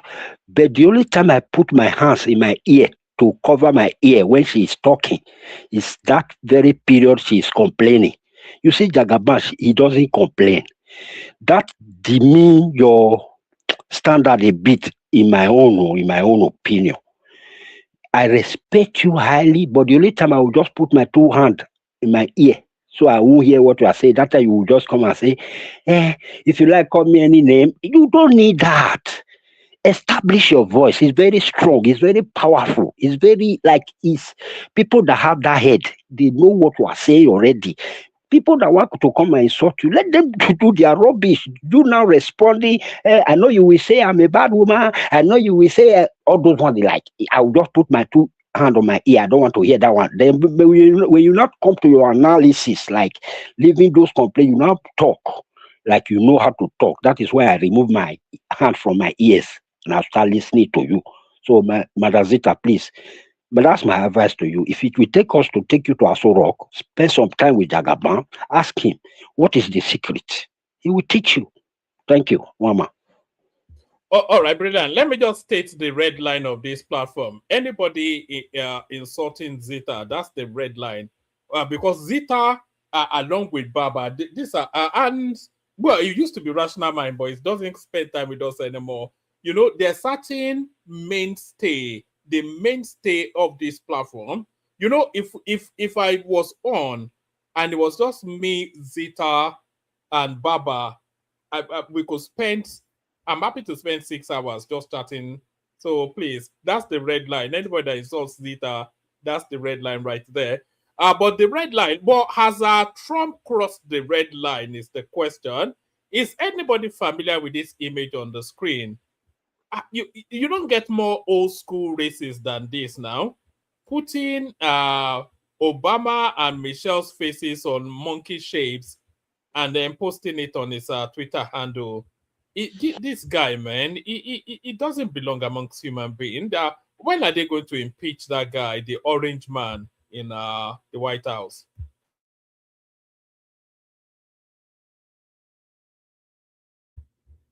No comments, Rational Mind, are you there? I'm here, woman. Salam alaikum. You weren't directing that question to me. I thought maybe you were asking the other guys that No, I was just opening it up for somebody to comment. But you can either come in there because I saw it and he agrees that everybody is reporting. But then we're also talking about Aisha Yesufu, Aisha Buhari meeting Atiku in Saudi Arabia and then them posting images of that meeting. So what's that signaling? And then Iyabo Obasanjo declaring her intention to run for Ogun State governorship under the APC. So what is that signaling? And then Prince Charles sending an invitation letter to Tinubu for a state visit to the United Kingdom, the first Nigerian president since Babangida to be accorded that particular privilege. What does that tell the political landscape? And the goings on in Kwara, the Americans denouncing the horrific killings in Kwara State. So that's that in itself, but then the American position as well. Why are we now under the supervision of the Americans? What's going on there? So a lot going on. Your thoughts? I noticed that Zita just went radio silent when you brought up this topic, because I know Which Zita, topic?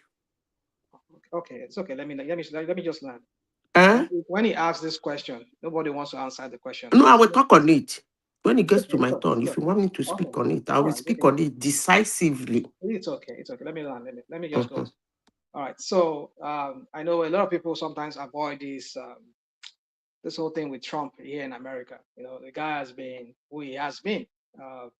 People have often said that this guy is a racist, and some people, some so-called Nigerians that are here too, they was just like, what is your proof, and all those kind of blah blah blah. They go off and on like that, asking you that, is it Ben Carlson? And they will name all kinds of them Republicans that are supporting him, Nicki Minaj and the rest. You know, it's for me, it's just you know, when you want to know somebody is a racist, a white person that is a racist, it tells you that I have a black friend. That's what they tell you. So when they tell you that I have black friends, you better know that yes, they are racist. You know, I mean, being for the fact that you have a black friend doesn't mean you're not racist. So I think we saw is what's it called? Is Republican Party people, some of them they rail on him. But he still wasn't. He was still doubling down. He was still not apologizing, even when they were asking him on aboard Air Force One. He won't even want to tender an apology, even when the reporter was asking him. So this guy's used that. It's you know, I've said it here that I kind of compare Tinubu and this guy, the convict in the White House. I compare them to both as there's some similarities in them, both of them.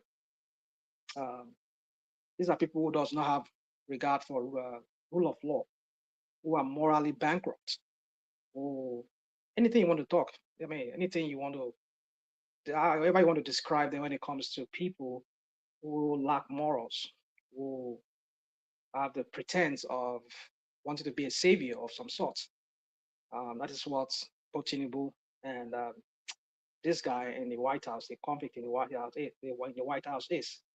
So you see, the point that I'm making with this is that it's so sad that leadership, as we know it today, in most countries, especially in Africa and now in America, it's no longer about morals anymore.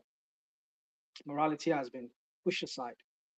I know I hear people who make case for, yeah, if you want morality, you better not play politics. No, there should be a measure of ethics in leadership that you have to follow. But when you cross certain lines, and this guy has crossed so many lines, and he has become brazen. That is why he feels that he can do so many things. The same thing as the one that we have in the corrupt one in Nasrok there too, the ex forger in chief that is in Nasrok. We've seen all of this. This is a guy who wrote a book who used somebody else's picture and claiming to be himself when in his teenage years. This is a guy who has done so many things. Even we don't even know his ancestry. We don't even know where he is. He says he went to Ibadan, school in Ibadan. We can't trace anything. So this is a guy who has lied so much. The same thing with this guy in Nasrallah. He lies a lot. So the impunity with which this guy has brought himself into power, I'm talking about the one in Nigeria now, the one that's in Nasrallah. You know, and you know, somebody said something recently. It says something about, you know, yeah, I think so. I listened to somebody today on one of the TV network here. She said something about there's a cumulative effect. A cumulative effect. That's what we're seeing. You know, when morals is gradually eroded, the society become morally bankrupt by the people who erode it. And that is what we're seeing in Nigeria. That is what we're seeing gradually here in America. We're seeing that the Republican Party that champion themselves as people-oriented party who wants to fight for the average workers, but we see that it's all about an oligarchy now. They're running now. I mean, we're talking about a government run by billionaires. You know, Trump caters to billionaires. All the people that really brought him into power, who he wrote on this mantra of yeah, make America great again. But we're seeing the opposite. America that is talking about making great is putting money in the pockets of the billionaires, making them more rich. His own family are becoming more rich. He's having contracts with the Emiratis, with the Saudis, with all these Gulf states and all of that. I mean, there's this quid pro quo kind of government that is running. If you flatter him, you give him some kind of contract or you give him some kind of gift, he will give you access to certain things. When they're talking about the semiconductors that the semiconductors that the US have, one of their top secret here, it's been given to the Emiratis, is it Qataris, because they gave him a flying mansion, So this guy, he has done so many things that no government, no president in the history of this country has ever done. And he has even right from when he has been having several cases with the Stormy Daniel, grabbing them by the whatever. Ordinarily, a lot of people would have just resigned at the throes of that, at the beginning of that election, when all these allegations were coming out. But this guy brazenly. So sorry, rational mind. When that guy said that Tinubu was a respectable woman, Remy, did you think he was planning to grab her by the? Did you think he was intended to? Woman, I'm drinking gin here. Don't make me just my good go let me. Yeah, I mean, I don't know. One thing about Trump is you give him whatever he wants, he will flatter you with this is the same guy who was a few days ago. We were talking about when Oh my, you're a bad guy. that guy is a bad guy. So anyway, this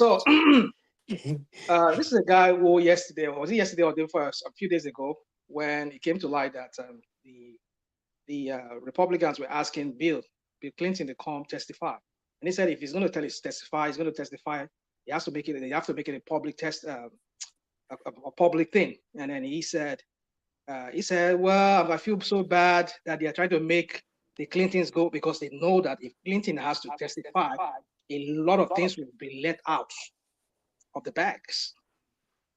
A lot of things will come to light. Probably we'll get to know. Did you know that Nigeria got a mention in the Epstein files? Good luck Jonathan and all that. It was apparently cutting all deals with the Good luck Jonathan space. Possibly too. So my point I'm just trying to say here is that and then suddenly we're hearing now that it's Republican Party. They said no, they don't want the public him to do the public testifying publicly anymore. Blah blah blah. And this is what the guy was like serenading Clinton the other day. Was like, oh, Clinton, I love him, I like him, he's a good guy, blah blah blah. It's so bad that it's going to make him to testify publicly, blah blah blah. It's like this is a guy who was just lashing at the Clintons. I mean, suddenly because he knows. This is a guy who just flatter people. But sorry, does this image actually does it go that step too far? Is there reactions in America? Is there reactions in America? There is. Let me play you something. Actually, he was confronted and he said he didn't even know about it. I looked at it, I saw it, and I just looked at the first part. It was about voter fraud in someplace, Georgia. There was a lot of voter fraud, 2020 voter fraud. And I didn't see the whole thing. I guess during the end of it, there was some kind of a picture that people don't like. I wouldn't like it either, but I didn't see it. I looked at the first part. There's a longer version to that. There's a longer. Yes. Version. Sorry. Do you think sometimes, because I don't suspect that he handles his own social media by himself. So do you think maybe this happened outside his knowledge? No, I don't think so. Because that was why I said to you, there's another longer version to this. That same about Air Force One. But maybe it's another different time. They were asking him that same question. And he went he said, yeah. He said he knows. He said he knows about it. He said, I think let me quote him the way exactly he said it, but I'm not saying exactly what he says. Or something along the line like, yeah, I'm aware because this whole thing is about representing me in the gun. I'm in the king of jungle, something like that. In fact, there are other people there besides the Obamas that he's the king of the jungles or something like that. And he's like, come on. So he said he's aware of it. He said he knows. Well, when this lady, the spokesperson for the White House, what's her name? Caroline Levitt, what's her name? Is it Levitt? When she would talk, she would say it was one staffer in there. You see, these people are so. This is a guy who lies. You know, look at what he was saying there. It just lies. I mean, when somebody is a pathological liar, nothing faces them anymore. They just say things like as if it's a fact. This is a guy, even when things are staring him in the face that economy is so bad here, the unemployment rate is so high here. A lot of people are just can't even put food on the table here. They can't even pay their rents. I mean, this is a guy who keeps saying the economy is doing good. The economy is doing good. Well, so you start wondering, where is this guy living? Are we surprised? We're not surprised. This is a billionaire child. His father is rich. He has never probably, somebody says, this same guy who was saying you have to go to grocery, you have to flash your ID before you can buy a grocery. Who has never even done a shopping in his life? Probably has never even gone to a grocery store before in his life. I mean, you wonder. I mean, a lot of Americans are regretting who voted this guy in. I mean, there's a guy. Some of them, some Republicans, will be calling in on C-SPAN and other TV network, and voicing out their disgust at this guy. So you see, the point is this: what I'm driving at is this. I mean, am I surprised that he's flattering Tinubu, or is he trying to grab her by whatever? I mean, I'm not surprised. This is a guy who just, he would do anything just so he can, be in a good book or so, whoever, or maybe just, this guy is, I know a lot of Americans are regretting why did they vote this guy in, but they should have seen the handwriting of the wall. This is a guy who, the first time, how he just mismanages this country. I mean, woman, let me not go too deep into that anymore. But my point is just that's a real racist thing to do, even though he tries to spin it, because if you're spinning it,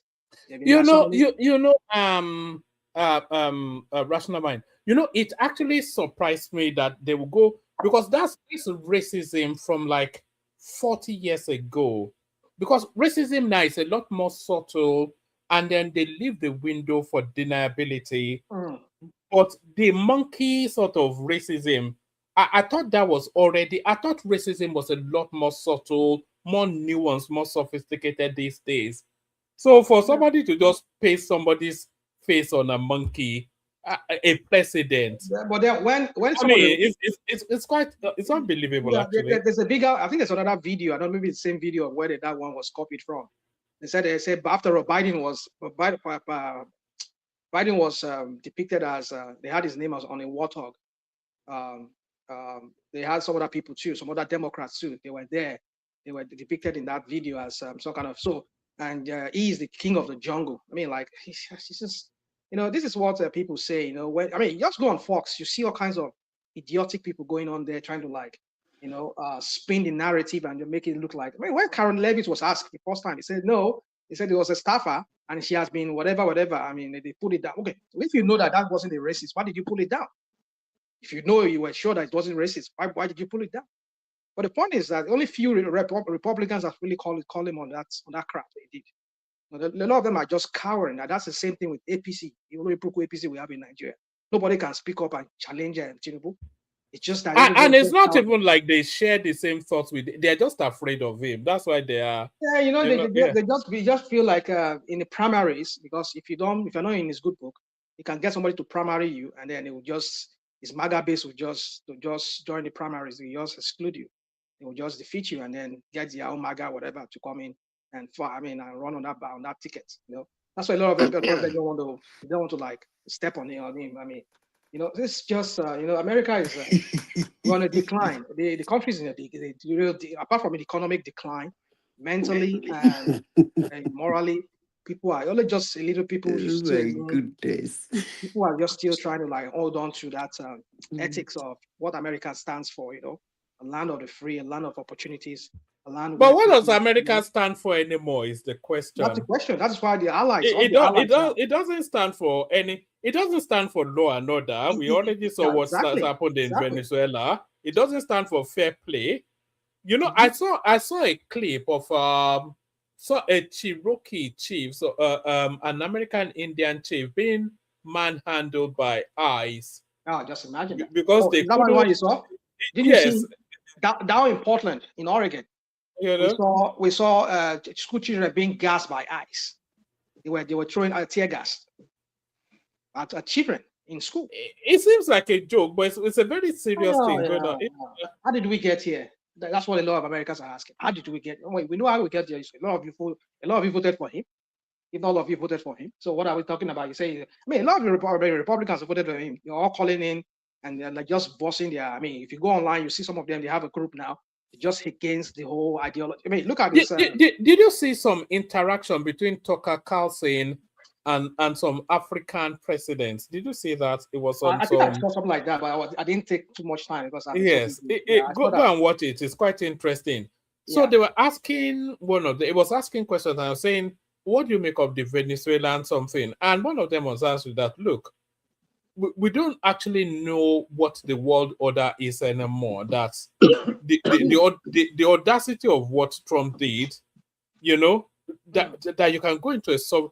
It was just they don't know where what system we're operating under anymore. Where the checks and balances, there are no checks and balances anymore now. When might is right, the most powerful takes everything. That's what Trump is. You need to listen to the speech given by the Canadian Prime Minister, Carney. Is it Carney they call him? So you need to listen to his speech for you to understand that. I said there's no longer any. What was it? He said there's no longer a new world order. It's each person for himself now. Something along that line. So I mean, Carney successfully puts it very, very in a very more direct way. I mean, he calls his bluff at the last thing they had in Switzerland. I mean, everybody knows now that there's a shift now. Americans cannot be trusted. Now, recently we had that. Is it the Swedes or is it the Norwegian? One of the Scandinavian countries, is it Denmark? They pull out some of the treasury that they bought from America. They pulled it out. They put their money out. A lot of people will be pulling out their money because even more than half of the U.S. treasury is owned by foreign countries, and probably individuals from these foreign countries. So imagine all of them start pulling all their money because they felt, like we're no longer getting any job reports anymore, like we used to get from the Department of Labor, telling you about the hiring, the firing, or whatever, telling us about the job search. We don't get all those figures because that thing makes it, like idiot says, it makes him look bad. He says the lady that was there was a Democrat and they fired her because the lady was reporting, and she's just a statistician. There are people that work with him. They bring the figure, and she just announced it. She posted it, but he has to fire the lady so that they will not get. I mean, I've been watching because I get almost every day. I get bulletin from Department of Labor. If you see what they say these days, just like say, hiring was slow. But what are the figures? People cannot plan anymore. Companies cannot plan anymore within the United States because it is when they see the trend, that's when they can start. I mean, they can start their business in full earnest. But when they cannot see job reporting, they cannot see how the economy is good, because that's how you measure the economy. Because if people are being hired, people are getting jobs, it means that people will buy, people have money to spend. But when they cannot see those figures, how will they plan? So you see, it tells you a lot of things that has never been done by any president. This guy is doing it, and you wonder why the whole country is just pulling out their money, they're pulling out their interest here in America. Everybody wants to start. Look at you. What's it called? Germany now is talking about building their own nuclear capabilities now. They're talking about that. And now I was hearing a few hours ago that Trump was against it. That nobody should build any nuclear. It's either Russia themselves, America, and maybe China. Although we know that other countries have nuclear capabilities. But you see, let me not bore us with this story. But the point is this: that how did we get here? People like our friend here, what's his name? This guy, Prince Daddy. This other guy, all of them, they are the people that brought him in. And all of them, they are all facing the consequences of that actions. So, one man, let me just quickly go. I know we have a lot of things to talk about. A lot of them we are going to go down. They are going to go down with that ship, rather than admit they are wrong. They are going to double down and they will sink with the ship rather than. A lot of them are not admitting. But the only way I think this is going to end is either they impeach this conflict in the White House. If the Democrat can regain control of both houses, they can regain the Congress, and I tell you, they will impeach this guy, because there are some of his member of his party who, in secret, they still vote along with. Okay, look at this girl, this girl from Georgia. There, what's her name? Marjorie Taylor. Look at how she broke with Trump. Because Trump got there, was doing something different totally from what he promised the people that voted him in. He was enriching the likes of Elon Musk and other billionaires like himself. They are pocketing money, huge amount of money. They don't pay tax. It is me, like me, and average people like myself, and other people that are just struggling with little money that we are making from whatever we do. We are the people that are paying tax. These billionaires don't pay tax. Look at it, even himself. When it was reported, when they leaked his tax return, it came to light that this guy has not been paying tax. The highest he paid was like $700 something. Was the highest he paid in tax. What are we talking about? These are people who have billions. They could afford to pay their own portion of this tax, but they would rather not do it. They find all these loopholes. They do all these their big ugly bills. They say they passed recently, just to give themselves more tax, more reason not to pay tax. But it's okay. One, but you see, the point is just that we all in here, like you said, I hope this boat will not sink before this guy leaves there. I just hope they get this guy impeached before that time, because the way America is going right now, I doubt it's on a steep decline. Look at how this guy was booed. They booed him in Winter Olympics. Is it in Milan? They were booing him, JD Vance. So they no longer have that respect anymore. Yes, I saw that. I saw him being booed at the yes. Anyway, they even asked him that question about Air Force One. Look at what he was saying. He was just saying crap. Just like, oh, did they boo him? No, yeah. Well, in America, yeah, they don't boo him in America. And people were playing many instances that even him as a president was being booed at the NFL game and some other events where he was being booed. And JD Vance too was being booed. You see, anything that comes from this guy's mouth, if Trump tells you good morning, better look like a clock very well. Whether it releases tomorrow, good morning. This guy just lies. And he's so confident about his lies. And he'll be saying it in front of people that knows the truth. Obviously, they know the truth. But he doesn't have the shame. When people don't have no shame anymore, like the one we have in Nassau Rock there, when people don't have shame, they can do and undo. Well, man, let me quickly just say one or two things, because I know people are waiting. My point is just that I want to just, I try to draw a parallel or a similarity between the one we have in Nassau Rock there and this one, because I've said it oftentimes on your platform here that, people are creating a monster, like they created a monster here. We created a monster in Nigeria. I mean, this guy, from the very beginning about him, we know that this guy is a fraudster. I mean, when I say fraudster, it's a scam. Someone we don't really know who he is, who truly his parents are. I mean, we don't even know which school he went to. Who are people that went to the same school with him? Suddenly, we just don't know he went to Chicago. And the next thing we're seeing a name that he bears his name that he bears today. And ever since then, we've been seeing everything that shows that this guy is just a scam. You say this, you say that, you use another person's photo. I mean, are we surprised that they are forging a tax law that has already been passed, changing it after it was passed? Are we surprised? When you have a forger in chief in Nassau Rock. Now, we're talking about an electoral law that we were talking about a few days ago here. We're all arguing vehemently here. Was last week or early this week. Now, after they passed it, what's it called? The House passed their own. What's it called? The Senate agreed on something. Akpabio went behind and was saying something different. What are we talking about? When I say this APC, they are just a pestilence. They are a disease to Nigerians. You see people, because I speak out of say I hate Tinubu, I hate people. No, I don't. It's just you need to read them. Just read the whole thing about them for you to understand who these guys are. A whole bunch of criminals that don't deserve to be leaders, to even lead a home, not even say leading a community. None of them is even worthy enough to even lead a family. So my point is just that we're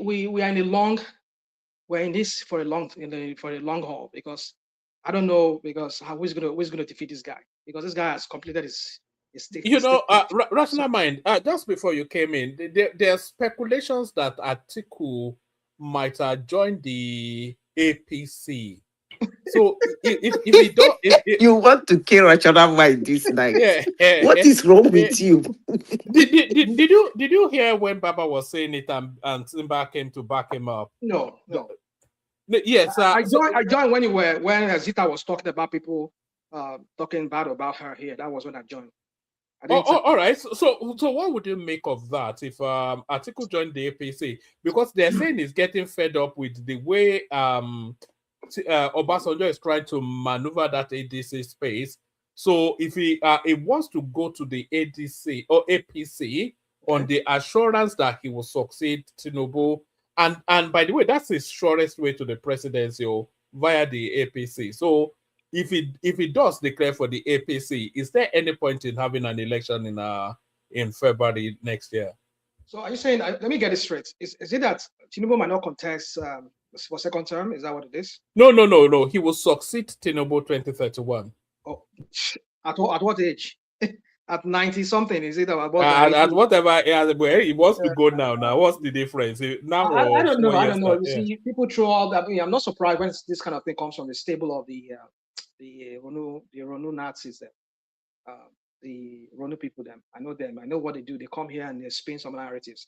Oh, because suddenly Aisha has met with or Aisha Atiku met with Aisha means that you see APC. These people with their propaganda, it's just only foolish people will fall for all this their crap that they do. I don't know, because you see, I begin to suspect that the death of Bubu was a master. There was a master. There's more to that death of Bubu than what we know. It's either it was removed now, or is that not your speculation? My speculation. When I heard it, I just thought it was that's not conspiracy theory here. I'm trying to. I don't think I've ever spoken to that, because I've sat down and looked at the whole thing. I begin to feel like there's more to that death of that guy than we know. It's either really, like Kanu said, maybe that's what he's not really who he is, or probably he's who he is. That is the same Bubu that contested in 2015, but that they had to hide the guy, because we saw before he died, we saw the move that some northerners were doing, moving towards him, trying to like bring, because we saw that break in the APC ranks where the CPC wing were breaking off. And who is the head of that CPC is Bubu. And we saw Atiku and some big, not big wigs, they were paying Bubu visits severally before he died. We saw that consistently. Suddenly he died after them. So you read that handwriting on the wall. There's something here. Could somebody feel like this guy, with this guy still alive, he stands no chance in North to be able to win the Northerners to himself, or maybe to even maneuver the whole electioneering in North without this guy. If this guy is eventually team with his Northern brothers, does he have any chance? That's what I'm going to leave it at that. If you know what I'm talking about. So because we know this person has had history of buying people that he knows that are probably a rival to him. Case in point, the blessed guy, what's his name? Marshall Williams. We know how he died. So I know this guy has always had that history, because I know Bubu's death. I've been going through that function. Anyway, we'll go back to that later. But if okay, you so look let me just finish up. Yeah. So real quick. So my point is this, woman, is that I'm just thinking that with Aisha seeing, because Aisha seems to be the only person that could stand as that. I'm not saying she has that personality or that clout as his late husband. Sorry, a late husband rather. As a late husband, I'm not saying she has that clout, but she still represents that Buhari aspect. So maybe Atiku is trying to like bring her to her side, because I don't know if Tinubu and his wife is still in contact with her, because Aisha, I know he was more towards Tinubu for the election in 2023. Even after the election, I know he was still like dilly-dallying with the Tinubus. But I don't know what has happened over time, or maybe Atiku is trying to use her just publicly, just to show that yes, Northerners, I'm the new Buhari, I'm the new Northern leader now. Look at it. The wife of our former leader, Buhari, is also she's in kind of like on the same page with me. She's agreeing with me. So you people should, see me as a new leader in the position of Buhari. Maybe that's what he's trying to do. But that is going to APC. I don't even see that rationale behind that. I don't even know how that's going to work. But you can say maybe because the son moved to APC, people might think like, oh, because one article has moved to APC, the Atiku son, and maybe I don't know. It could be true. They could be true to what this Ronu, what this Agbadorians are talking. They could be. But for me, I just believe it's politics he's playing here. Meeting her is just to show that I'm the new leader emerging in the position of Buhari because I'm having Aisha on my side now. Because we saw that consistent visit of what's his name, Atiku to Bubu before he died, even a few days before he died. We saw it. So why would Atiku be going to see Bubu when he was alive? It was because he wanted to like use him as to launch himself among the Northerners as a new force among the Northerners in the place of Bubu. So for me, I think that's what is being playing out here. But I don't know if it's because if Atiku wants to go to APC, he doesn't need to go to what's the name, Aisha. So can you connect me to Tinubu? I want to join APC. No, he will just go. He will carry his car and everything. They come to APC. So, but I just believe he's playing politics here for 2027. That's what he's playing. He wants to take over the assets. I mean, the political assets. All right. What are you making of Iyabo Obasanjo declaring that she wants to run for the Ogun State governorship under the APC? See, that Ogun State is a tough. It's one of those tough states that if you don't have a backbone and if you don't have if you're not a powerful person, if they don't kill you, I mean literally just unalive that person. They will use all the political game just to to have you just skimmed out of the whole thing. So, but I don't know. This is a lady who probably only once she was only once a senator when his dad was, I think when his dad was president. Ever since then, we've never seen her in politics. So why now? So I don't know. I don't know what this fascination of these retired or old politicians and their children joining an opposition. I mean, joining the ruling party when their parents or their parents, yes, or on the opposition party. I don't even know what the fascination is all about. I know it's all about they want to become also relevant too, probably be able to get into the cabinet or maybe become a governor or senator as the case may be. But we see how that plays out. But for me, I just see that this is all just politics. Can she become a governor of Ogun State? I doubt it. I doubt it. This guy, what's his name? This Ogun State governor, Dakwa Abiodun. I think because she's an Egba now. Iyabo is Egba. So I don't think it's Egba people's turn now. Because we're talking about the people from Yewa area, they'll be talking about it's their turn. So I don't know because this guy, the former president and the former governor, what's his name? Benga Daniels. Benga Daniel was an Egba guy now, no, so he was an Egba now. Is it?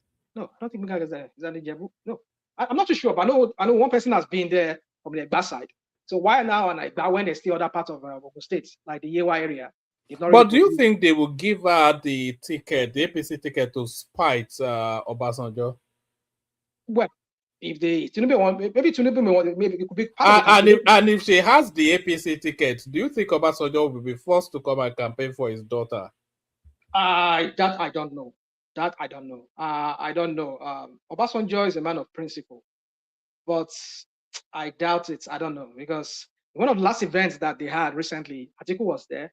That Obasanjo threw a jab at Atiku.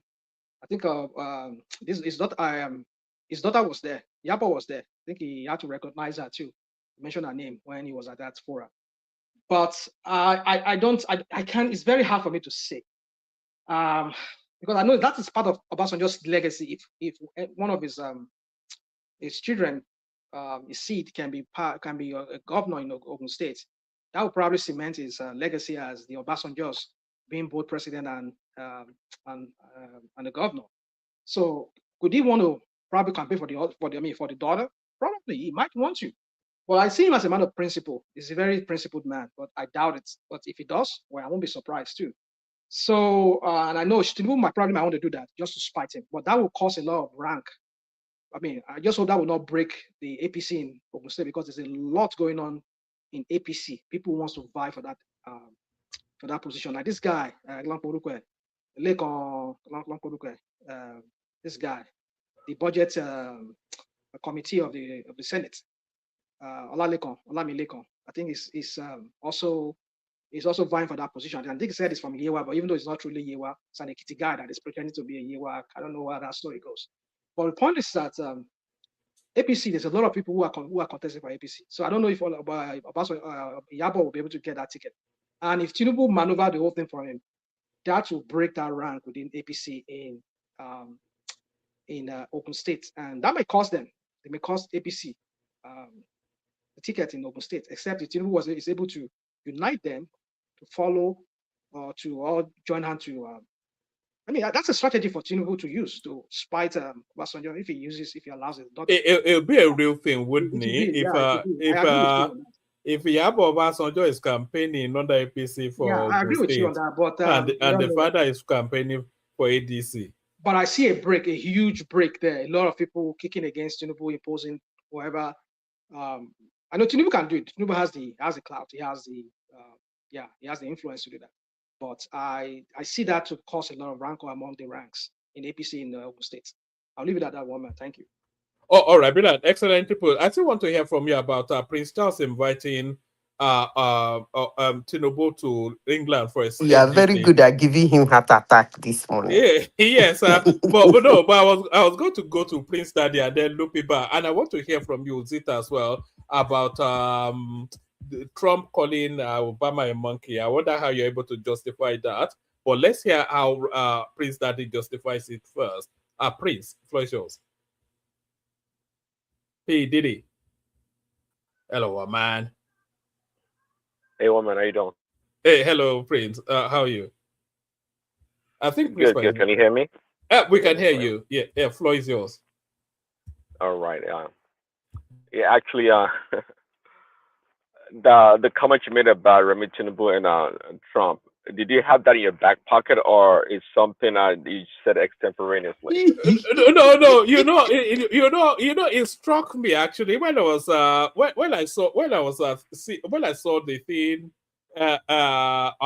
2 days ago. It struck me, and I thought, okay, I'll save it for the platform. I'll just throw it in there, see if it causes offense. No, yeah, it did. Yes, it somewhat of a rehearsed line. Carry on.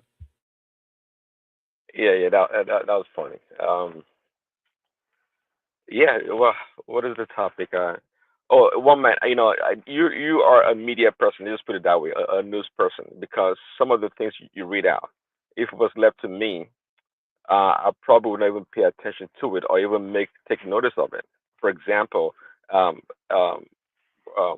Buhari's wife, what's her name? Aisha Buhari, meeting Atiku in Dubai. Is it Dubai, right? To me, that wouldn't have been any news. Saudi Arabia. Okay, that would not have been any news. It's huge, Joe. That meeting is huge, but to what degree? I mean, listen. What political capital does Aisha Buhari has? I mean, what does she have to offer in that regard? She carries the cachet of the Buhari name. Okay. I mean, listen. And by the way, we're talking about Atiku here, right? If Aisha Buhari were to have the blueprint for winning 2027 election and she gave it to Atiku would not know what to do with it. At the end of the day, he's going to bungle it. That's Atiku for you.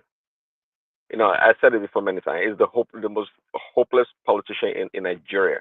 Why? And I don't like to insult people like rational mind, but I'm saying that because the man is had power before as a VP. He has resources. He has wealth. He has people around him. He has all the machination that it takes to be a successful politician in Nigeria. But the guy fails every election. So to me, he's the worst Nigerian politician ever, in my books. So, but anyway, so yeah, I don't think that the meaning meant anything. I don't think so. It has nothing to offer, especially again with Atiku being the person. What else do you have on the main? We were also talking about Prince Charles inviting Tinubu for a state visit in England in March, and that will be the first. That's not a state visit. Of course, is different from a president just going to a country. It's a formal invitation for that sovereign state to come and visit another sovereign state. And that's the first in 37 years that a Nigerian president has ever been invited. And there's only ever been 3 invitations in the history of Nigeria. There was one to Yakubu Gowon, there was one to Shehu Shagari, and then there was one to Babangida, which was 1980 something. So 37 years old. Tinubu now the first Nigerian president to be, is it the first democratically elected president even to be invited on a formal state visit? It was Prince Charles himself. Shagari So, was. Shagari, yes. But what are you making of that? Is that somewhat of a tacit endorsement to, because you know that's an endorsement, surely, isn't it? Could he even get knighted? And if he gets knighted, isn't that going to be Lord Jagaban of Bogu? Yeah, I heard you say that earlier. Yeah, I mean it's good. I mean it's good stuff, I guess. Or it could be a form of endorsement for Tinubu in the long run. But you know, I don't know. It's good. I'm not sure what he's gonna get from it. You know, um, I don't know what to make of it really. It's good for Tinubu and I guess the APC guys. One thing I guess I took from it was that he said it was going to pepper those obedient people that Tinubu is getting recognized in England or by the king. So that's another I guess pain for the obedience in that regards. But yeah, I don't know what to make of it. One man, it's just one for the course. No big deal as far as I'm concerned. But it was actually be So used as a campaign tool now. one man. Let me ask Yeah. this. Let me ask this, Prince Yeah. PDD or whatever, Puff Daddy. I mean, you didn't ask him any question about the Trump thing. You see how he just glossed over it. No, I was taking him there. I know it's avoiding Okay, it, all right. but I wanted to get him out and then land him on that one. Let's see how he justifies it. So Yeah. rational mind has taken you there. So Prince Daddy, explain this.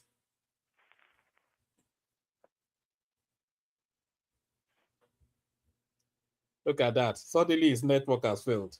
Look at that. One man, can I answer on his behalf? Oh no, I muted myself. Sorry, I muted myself. Of course. Can you hear me? Okay, carry on. We can hear you. We can hear you. Oh, I thought you were playing something, so I muted myself. I thought we were playing the video. No. Well, of course you've seen it. The image on the screen. Oh yeah, I have seen it. Yeah. Yeah. I mean, it's a pretty good caption. I mean, I'm not against it if that's not what your question is. Okay. Yeah, it's a good caption. What are you talking about? Well, see, a lot of people have been trying for all these years since Trump ran to become the president back in 2016 to trying to pigeonhole him and call him names and label him, but nobody wants to bring it up when he used to hang out with the rappers, not just the black elites, even the people Trump was hanging out with before he became the president, when it was like popular TV guy, in the media and the newspapers. He was hanging out with black rappers, the what you call the black stars or whatever. Polished black people in America, like Oprah, really would not hang out with those people. So today, they want to pigeonhole him and call him a racist and all this other garbage. Not just him being a racist, they've called him an anti-Semite before, but that didn't stick because his son-in-law Jared Kushner is a Jew, right? And he's surrounded by Jews and he has a lot of Jewish friends. So that didn't stick, even though he made a comment that some people found offensive regarding the Jewish people. When it comes to Hispanic people, also they want to call him this and that. So Trump really cannot be boxed. The man is it cannot be boxed. It's just impossible. But to this very video, actually, I think Rational Mind also knows there's been an explanation to this video. The main purpose, just like Trump said, was this video was about the election malfeasance or fraud that occurred back in 2020. That's what the video was all about. He didn't go out there deliberately to make a video about this image right here. He didn't do that. It was obviously. I mean, I think you would agree with me, one man, even Rational Mind, that Trump did not sit down by his computer and use the software to make videos for his campaign. He doesn't do that. I think we all can agree on that. So he didn't do it, and they're showing it. I watched this guy. It was Benny Johnson, right? A popular conservative platform on YouTube, and he showed in detail. I guess was this guy. Anyways, one of these guys. He showed in detail. It was a YouTube video that played that part, that last snippet that went into that caption, that went into that editing. That small part of it wasn't meant to be. But I actually watched the actual. I think he kept a Lion King, the actual caption of this video, where they put the faces of these politicians on these animals. Even Trump in that video, well, in the full video of this stuff was an animal, of course, a lion, and they had Kamala Harris as a turtle, and just a caricature of these politicians. That's what it was really. It was never about Trump. Can I take you back to something you're not saying, because you're just being clever by half here with what you're saying? So take you back to when Obama was the president. You know the fixation that this guy had with Obama's birthplace. You've forgotten all that crap that is spewed. Yeah, that's what happened to people like you, rational mind. But you also forgot. You won't be clever by half. Well, hold on. You want to be clever by half. You didn't mention that the person that actually brought it. Hold on. You didn't mention that the person that actually brought it up was Hillary Clinton. What about that? Let's start from the genesis of it. What? Say that again. Say that again. I'm sorry, I didn't hear that part. What did you say? I think you're trying to be clever by half. Why don't you mention the origin of what you're talking about the birth of thing? That was Hillary Clinton herself that brought it up. Well, let's talk about that white woman for that matter, right? How long have you been following the U.S. politics? That rational mind is Hillary that started it. Yeah, well, come on. It's Hillary. It's Hillary that started. But when he was campaigning, rational mind does not know. He only hears what he wants to hear from Obama. In fact, it was even him that called him a cack Muslim. Anyway, but never mind. I will speak. Rational mind want me to speak on this topic. I am going to speak on it decisively. The same guy who the 5 black guys that were accused wrongfully because of being that they're blacks, and they were found in that at the same around that area, and a white girl, lady accused them of RAP in her. And then this convict in the White House was you always like to talk about emotional stuff that don't have basis to it. You need to look at pattern here, dude. No, there's no pattern there. Because guess what? It wasn't Trump that did investigation about the rational mind. I will use it wasn't your Trump words that arrested today. those kids, nor was it him that did investigation. Pattern. I love that word you just used. You only need to look at pattern here. When yes, I love that word. I'm going to use it. Doing something. You do something. You can deduce from there. Pattern. If that has a pattern, has an history, or has an history or whatever, history of doing something. You need to understand what it is. How could you have staff members that will be posting something like this? If not because you yourself, you know you to be who you are. I beg stop. So the president of a whole damn country has a time to be editing his own video about what an intern did, right? When he started his campaign in 2015 or when was that we started the campaign, we saw how we talked about how we talked condescendingly on the Mexicans, people from the southern part of southern part of the border, towards the border, in southern part of the United States. Rashman, I said it before. Trump is an equal opportunity offender. You got to take it as that. You see, you people will never admit to your crap, all the crap people you've done. But it's okay. Rational mind, allow him to speak now. You spoke for almost 35 minutes. So, one thing also, see, what Trump is doing right now on the global stage, if he was doing that to like African countries, people like Rational Mind would have come up here and call him a racist and all these things in the world. But if you look at the way Trump is, if you look at the way he's treating the Europeans, let me talk. If you look at the way he's allow him to speak now. Come on. Zita, hold on, please. I'm asking him. Did not call your continent an asshole? Is it not? Yeah. Is it not? But is it not? Why is it that it's because of the person saying it? Don't we live in a shithole? What are we talking about? I'm If you giving will not you nonsense. My listen, point is please, this. my brother. I'm giving you facts. Rational I'm giving you facts. mind, please. Rational mind. He If we called the weren't place. living Oh, in you a are here. shithole, Is that all you? of us on this panel will not be in abroad. I don't go dig on the We outside. live in a That is shithole. true, Say it the rational way mind. it That is is. true. Come on now, what are you talking about? See, rational mind always take the Standing politically emotional correct. aspect of this Where topic. is Prince Daddy, let me add to what you said, right? Rational mind. This guy was compared, they call him Orange Man. Do you know why they call him Orange Man? Because of, or they call it orangutan. Orangutan is a kind of monkey. Do you get That is it? true. Orangutan is a kind of monkey. So it is okay to call Trump a monkey, but it's not okay to call the Obamas an No, I'm ape. hearing that for the first time. Look, Who no, it's been there. I know you are you wouldn't. hearing it You for the wouldn't. first time, did? right? You wouldn't. I'll show You've you not heard them call him Orange Can you Man. people just stop this no, this Orange crap? Man. The reason why, Madam AI, the reason why they call him Orange Man is because he was likened to orangutan, which is another type of monkey. No. You're the one forming. You're just making that up. Nobody ever did No. that. So you have I never will heard send them you. call I will him send you. Orange Hold on. Man. They I will called him get you the Orange Man. picture. Yes, I'm I agree. asking They called him you. Orange Man, but I will they get. never Hold called him on. Orange Man. Rational That is mind. the reason why. Haven't That is you the heard reason them why. Why do you call guys him do like Orange this? Man? It is That's the question I want orangutan. to ask you. It's okay. They We're all call him here now. We're all here. orangutan. Wait, please. Guys, Rational mind. one voice. Rational mind. Haven't you heard them call him Orange Man? I just said yes. I had people call him Okay. Orange Man. So And you've not bothered to know what Orange Man No, is. I know why they call him Orange Man. Yeah. Why? You've Okay, not why? bothered to know. Why?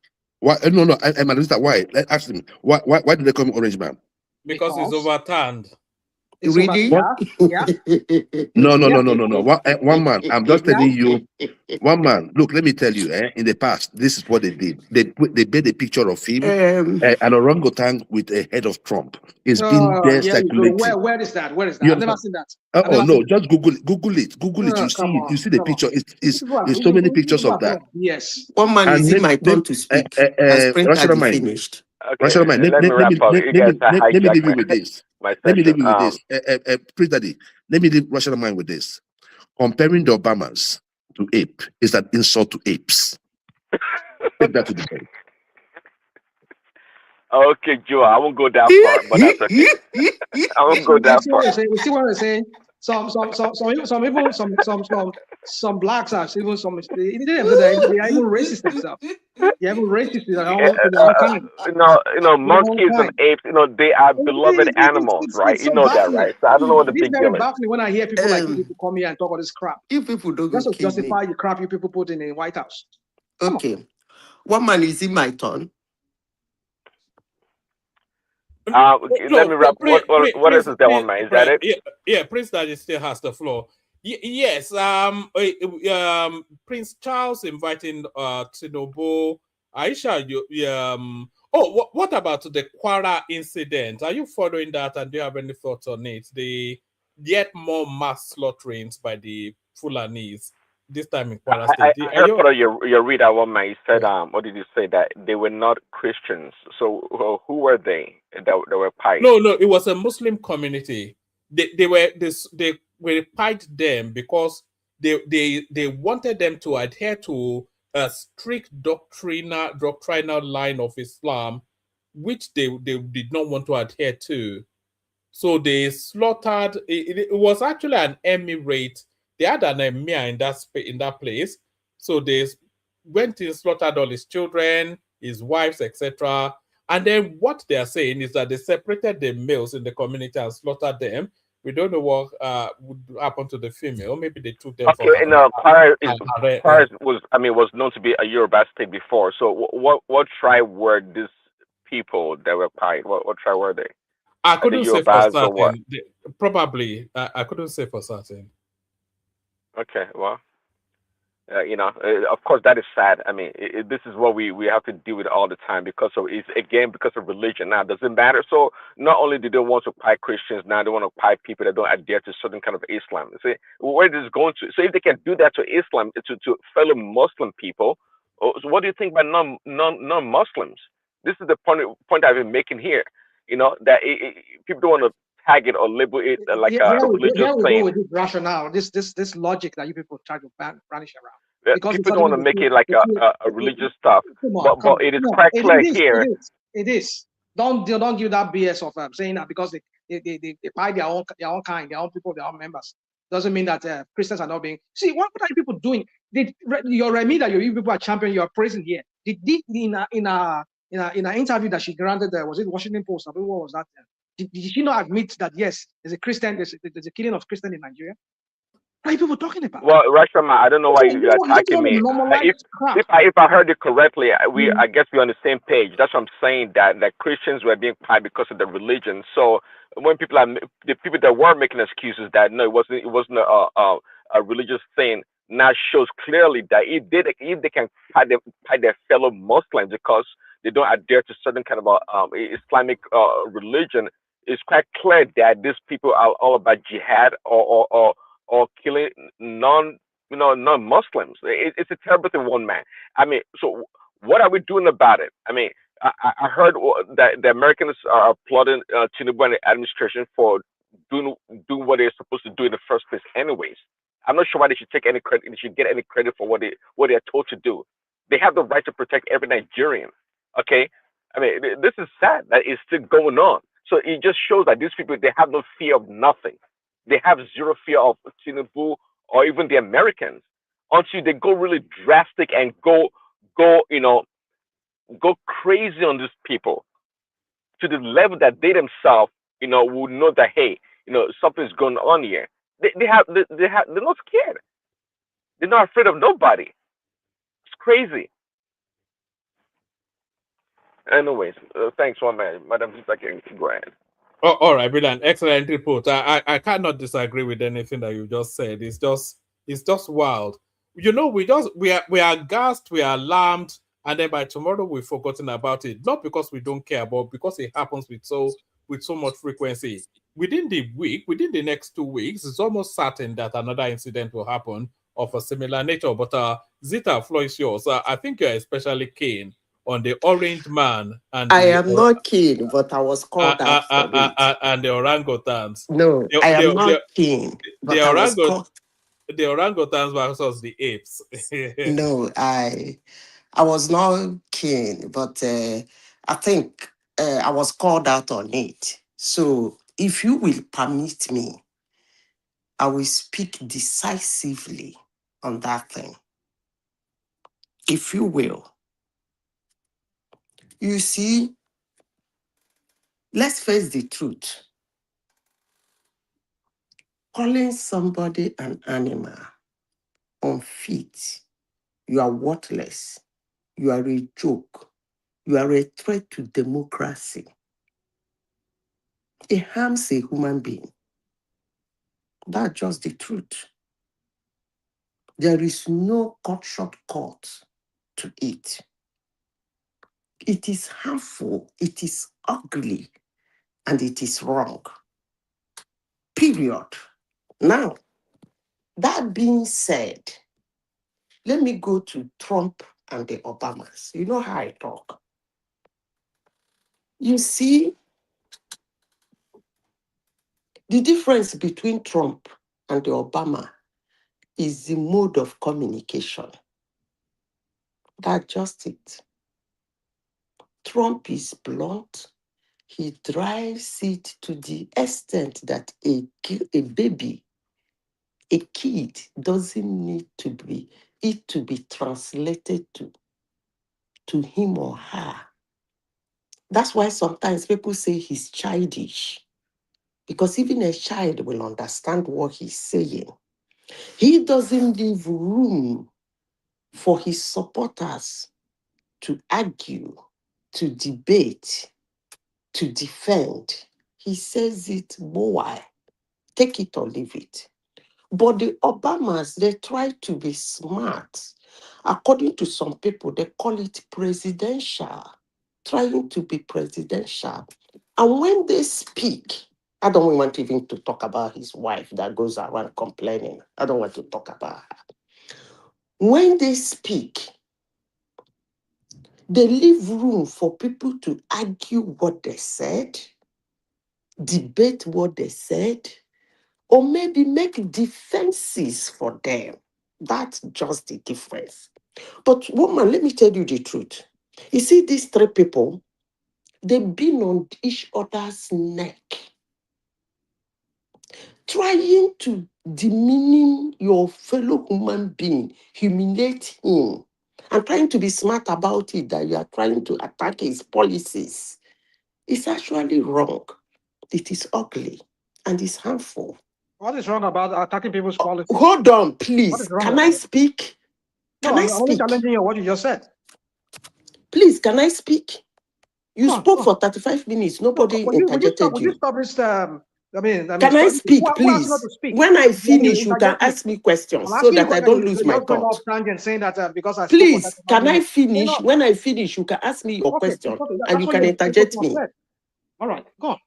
Please, let me finish. You call somebody a threat to democracy. That's a very heavy word.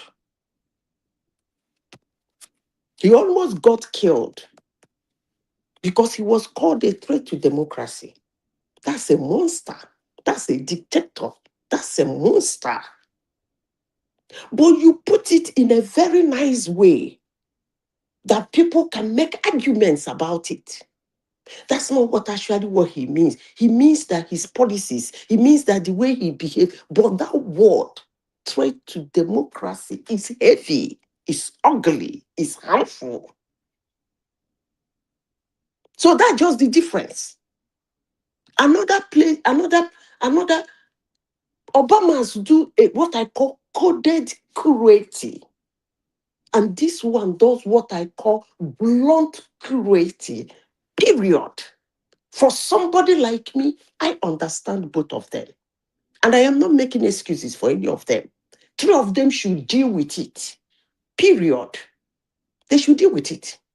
Now, I know one man that if you are a black man, that you went for an interview, fought through your interview and got a job. And when you walked into that office, the person to hand over to you is a white man.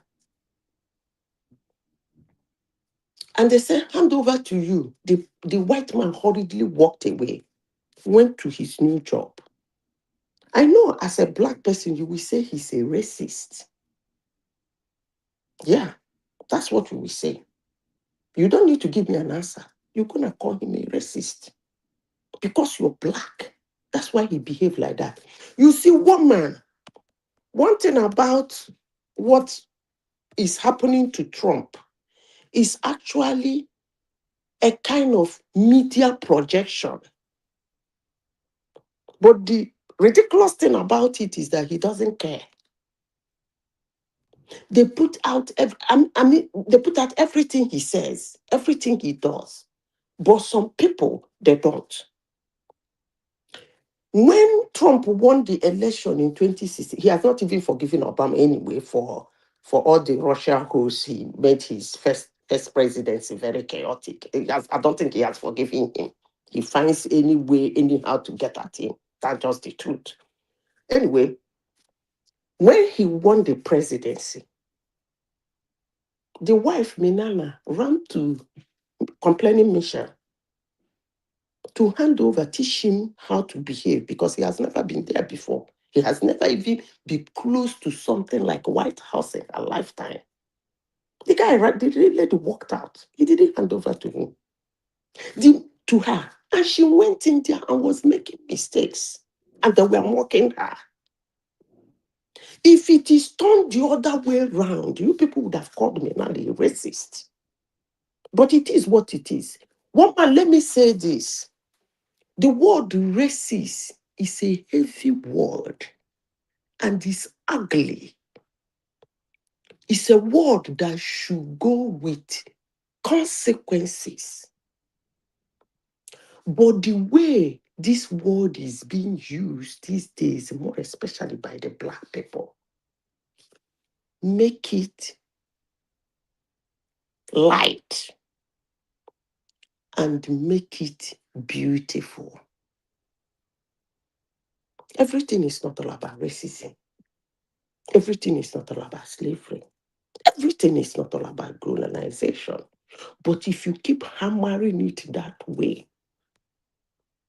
you make it beautiful and you make it lightweight. It doesn't carry any consequences. I won't be surprised, honestly, sincerely speaking, if at the end of the day, this guy still has the boat houses. I won't be surprised. Because things like this has been made lightweight.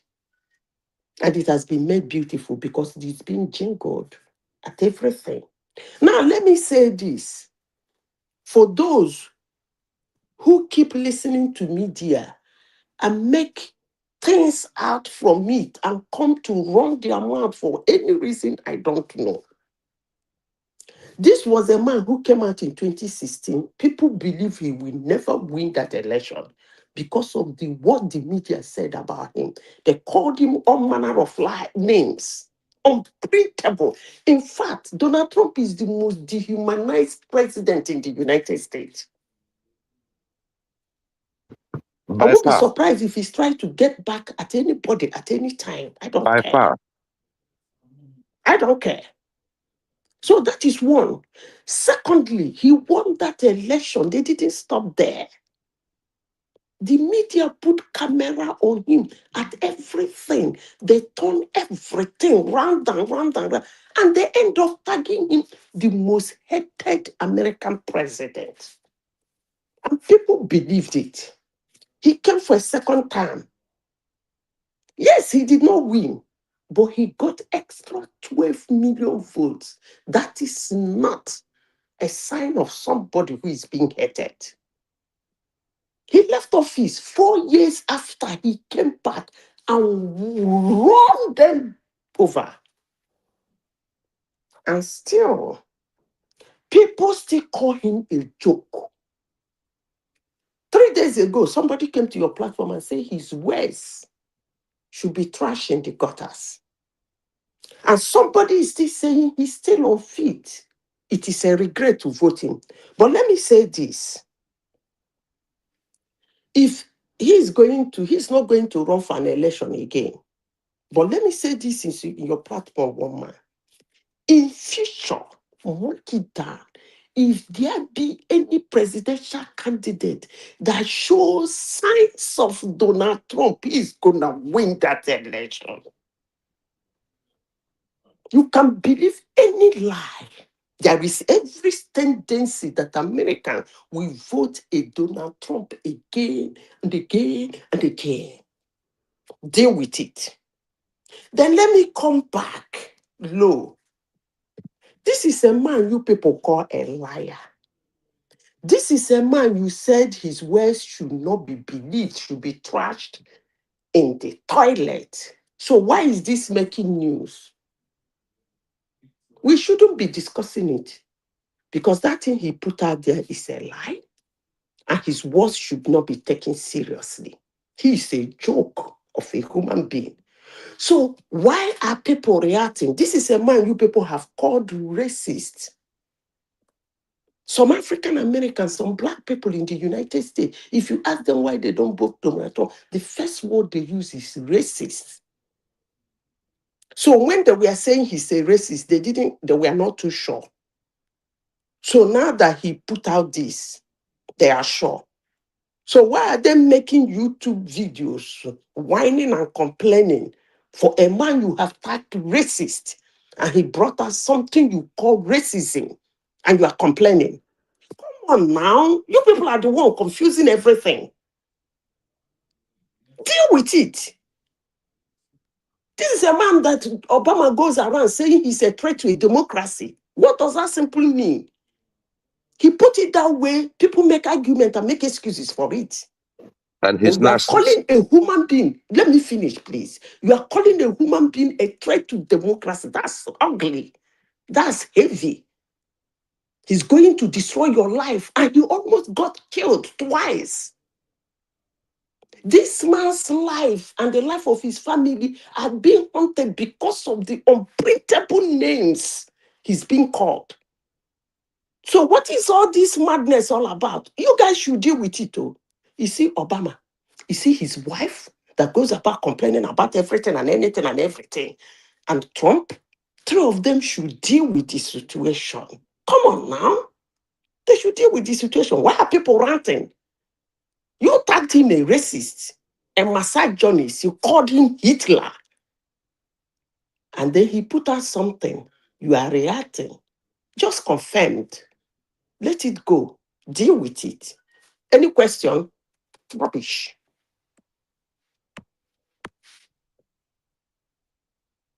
Any question? Any questions? So, I think Joel actually sent in this image. So I think Joel was explaining that I think he's trying to use it to justify the Trump something. These are caricatures from a comedy that Joel is trying to use as justification, quoting Bill Maher and all these kind of people. So And Bill Maher. if you look at it very well, you see the one that has eBay on it. There is a book on it. So one man, look, we can say anything we want to say. But these I people are believe. not presidents now. These I are don't care. I don't comedians. They care. are I don't they care are who they are. comedians. I don't care. One man, I don't care who they are. Obama They called are him part. a threat to democracy. I don't care. Bill Maher is a top liberal dude. And it's not just only him. Immediately he posted this in most of these liberal minds. That is what they use. Orange man, this, So let it be. If we want to be fair, let us be fair. If we don't want the smoke, don't get into the kitchen. Let us stop this hypocrisy, this idea of being too emotional. Continue, Madam Zeta, when I come to my now talk. This is a case of two mode of communication. That's the way I see it. It just two ways of communication. The Obamas, they communicate perfectly according to you people. They try to mesmerize your name. They try not to use that rude word the way it should be used. They make it quoted. Do you people have an idea what it means to call somebody a threat to democracy? Come on now. No, that's just political language No, now.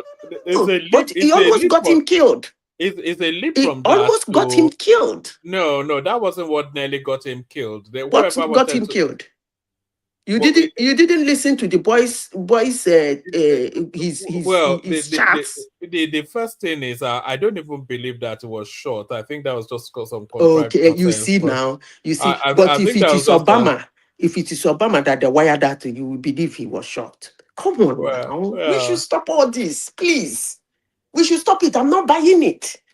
We should stop. Look, you people have made racism so light and so beautiful. I think that word is an ugly word. I think it's actually you and Joel and Prince No, that no. are making racism light. Everything. Somebody actually puts a black family's face on a monkey, and you're saying it's justified. Yes, the former president of Canada, Prime Minister of Canada, had a black face. He won a second election. By the way, one man for your information, America and Canada is not a black nation. They give you Britain is not a black nation. They give you opportunity to rule their continent. It's an opportunity. So deal with it. If you don't like it, go to your nation. Period. All right. Let's go to Joel. We may cap it after Joel. So Joel, floor is yours. I think you came in especially for Trump. We're talking Aisha forming alliances with Atiku as well, and Obasanjo's daughter wanting to be governor of Ogun State under APC.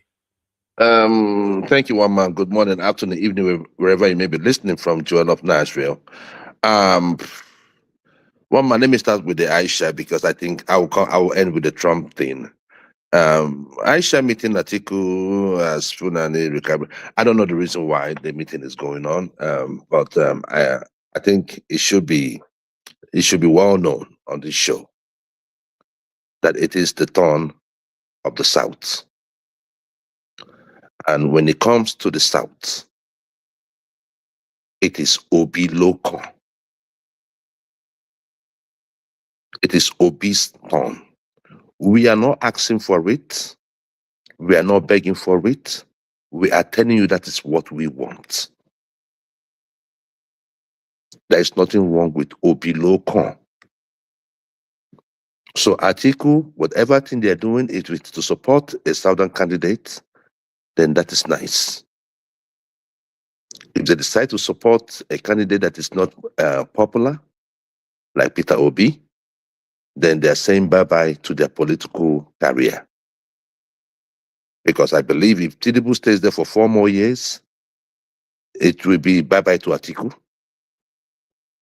We will not have the likes of Tambawa and all these guys, patching around. Probably we'll now start having some new crops of leaders from the north.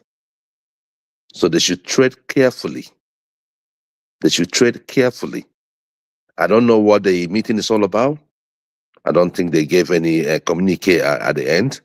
But whatever it is, I hope they are gearing towards supporting the right candidates. And that right candidate is Peter Obi. Moving on to the next one.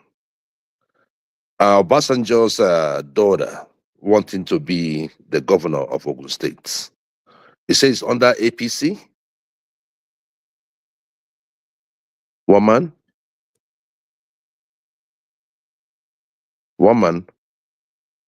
Is anybody hearing me? Yes, under APC, I was trying to myself, and it was so under Tinubu's party. Is that what it is? Yeah, so I was speculating that would Obasanjo now campaign for his daughter or campaign for the ADC candidate? How would that play out? And also, Prince Charles is inviting Tinubu to UK for a state visit. So the first president in 37 years to be invited. Okay, so let me finish up with the Iyabo. I guess it's Iyabo, right? Maybe it's Iyabo. I guess it should be Iyabo. It is Iyabo, yes. Iyabo. Okay. It's her right to contest under any platform she wants to. It's her right. For me, it is left for the people of Ogun State to choose who their leader is going to be. I don't know how well. I'm not from Ogun State, so I'm not going to shit on that ball. On that ball's what do you call it now? On his tenure. I don't know how well he performed in Ogun State, which may necessitate something new or somebody that comes from him. Whatever the case may be, the people of Ogun State will decide who leads them. And if Iyabo happens to be that person, so be it. On the issue of Prince Charles and inviting Tinubu, what's the significance? What are we getting from it? Tinubu has been gallivanting the world. He's been gallivanting the world since he came into power. What have he shown for it? 34 billion wasted. Now you're going to add another 1 billion when he goes to these visits, right? To what extent? And you were talking about endorsement. Endorsement about what? Prince Charles is not the one that's going to run our economy. It's not the one to run our government. Are you demoting the King of England? Who is he? Who is Prince Charles? Is King Charles. I don't care. I don't care. Not Prince Charles, King Charles. King, whether it's king or prince or princess, I think it's the second. I don't care. It doesn't make any sense to me. He can. I mean, I've always seen the Britain like the French, even though they're a bit better. But what have they done for Africa, if not exploitation? So what is the state visit all about? Europe has been trying of late to grab what they can grab because their economy is falling. You can see Italy, what is going on in Italy, what's going on in France. All right. So if we as Africans can, reject these people, I mean, we trade with them, but not them having the kind of clause they have in our pockets. I think we shall start having better deals from them. Because we now have the yam and we know we cannot cut it the way we want it. But more than that, it's us having good governance within us. So that, traveling to these places, will be a thing of choice and not a means to run away from poverty. So I don't see the visit as anything tangible except for the optics. Will it change anything regarding 2027 election? Not. It's not going to change. Just like the chief Agboro of the Southeast, Obi Kubana, it's not going to change. It's not going to change nothing when it comes to the votes, getting votes for Tinubu in the Southeast. Like I've always said, from the first day Tinubu won the governors, I told you on this show, I said, one man, Tinubu should stop relying on these eggheads with no political value and deal with the people directly. One man, I said it on your show. I said, if I were Tinubu, you see this money that I gave to the state? Nah. I will do a focused investment on the people. Let them know I am the one doing it. Let them know that I am the one doing it. All this money he gave to the state, how many of them are performing? I said on this show one man, you say it's not going to be constitutional. What? I mean, damn that constitution. We have a rubber stamp Senate president. Whatever your wishes are, they will grant it. Deal with the people directly. Forget all these eggheads. They are just there to take your money. I hope it works for him. But going to meet Prince Charles, going to meet Tinubu's wife, going to church programs in the US and all that, it's not going to help his cause. One man, you have 30 state governors, and you are still looking for other people to buy. Does that not tell you anything? You left the most important people to be curried, to go and get all these leaders that you know that in some of their state, that the people of the state hates them. So it's not just by bringing the governors to your side. And that's the reason why we are calling for transmission of results from the polling units, so that we are going to see the war at the polling units, not at the collection center. So if I were Tinubu, I will leave all this gallivanting around and focus on the people. If the people are happy, it does not matter how many governors you have, they will go for you. And when I made that point here, people like Enigmatic was talking trash. They were just being loquacious for nothing. Today, it is that same people that you are going to bribe to get inflation people so that they can move people from one place to the other. It's not going to work. We are all our prayers is let us get result transmission from the polling booths to iReview portal so that all of us here, we can see this result in real time. If there's a delay in posting, there's no problem. We wait. Is it not network? You get to a place that has network and it will upload. So that we can start dealing with these leaders, ineffective leaders, the way we feel like. It does not matter if you're APC or PDP or ADC, whoever you are. The bottom line is you must perform. You must perform. If you do not perform, we will boot you out. Let the power of bringing people into power be resided in the people, not in the collation center. Because that is where the likes of Wike, when they say, oh, they are master riggers, that is where they rig, that is where they do the rigging, at the collation center. So we have to dismantle that collation center and make it a collation center after the fact. After they've gotten the result, they are just there to calibrate the number, because if they change the number at that time, then we know where to get them. It has nothing to do with courts. We will settle it there and then. So one man, Tinubu should stop gallivanting around. Work for the people. If the people are happy, they will vote you in.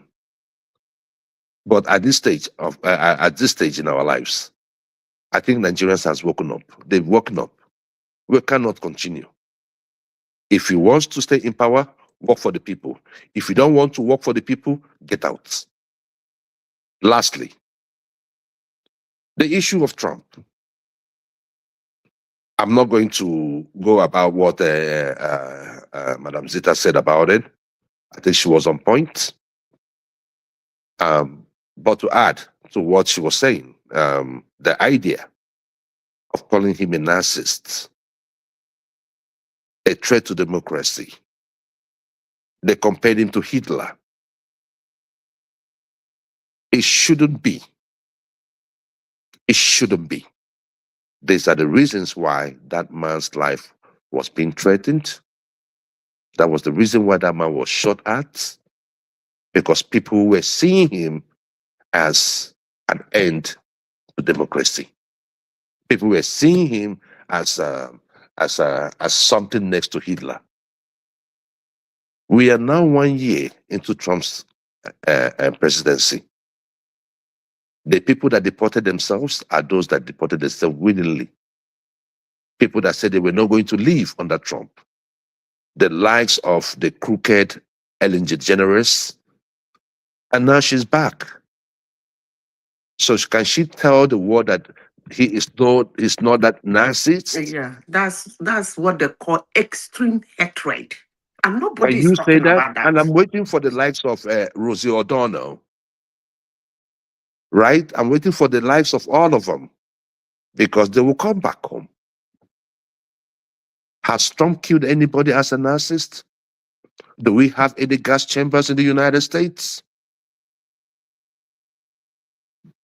What that man has done since he came into power was to make America rich. And those of them who have keyed into that have started making money. He's talking about tariff. People are saying tariff. The same Democrats who, in their own time in power, hardly make money for the country. Everything these guys are doing is social services. Give. You cannot pay your way through everything. Today, you see some of the Black Americans say, okay, reparation. And I have told them, they give you guys 300,000 each. In 1 year, you'll be back. You know why? Because you don't know what money is. You have a country where provides you with the opportunity. Go and better yourself. Better yourself, damn it. They will come back and tell you that the money was not enough. It was In a my small own, money, even a in little the money. science classes, one man. Let me tell you what is going on here. This is a place where they will tell you mathematics is racist. Maybe rational man have not had that before. Voters ID, to have a voters ID is racist. But you need an ID to go It's buy racist. beer. You need an ID to register for certain things. That is not called racism. But to have an ID, a voter's ID to vote is racism. Even to show your ID is racism. It's racism. You know why? Because they brought in these people from the border, the illegals from the border, right? So during elections, they manufacture IDs for them locally, because you can get your normal ID cards. But your voter's ID, you can also get it locally. Now, Trump is trying to nationalize it. That way, only people that are citizens will have national IDs, we have voters' IDs. They say it's racism. Why is it racism?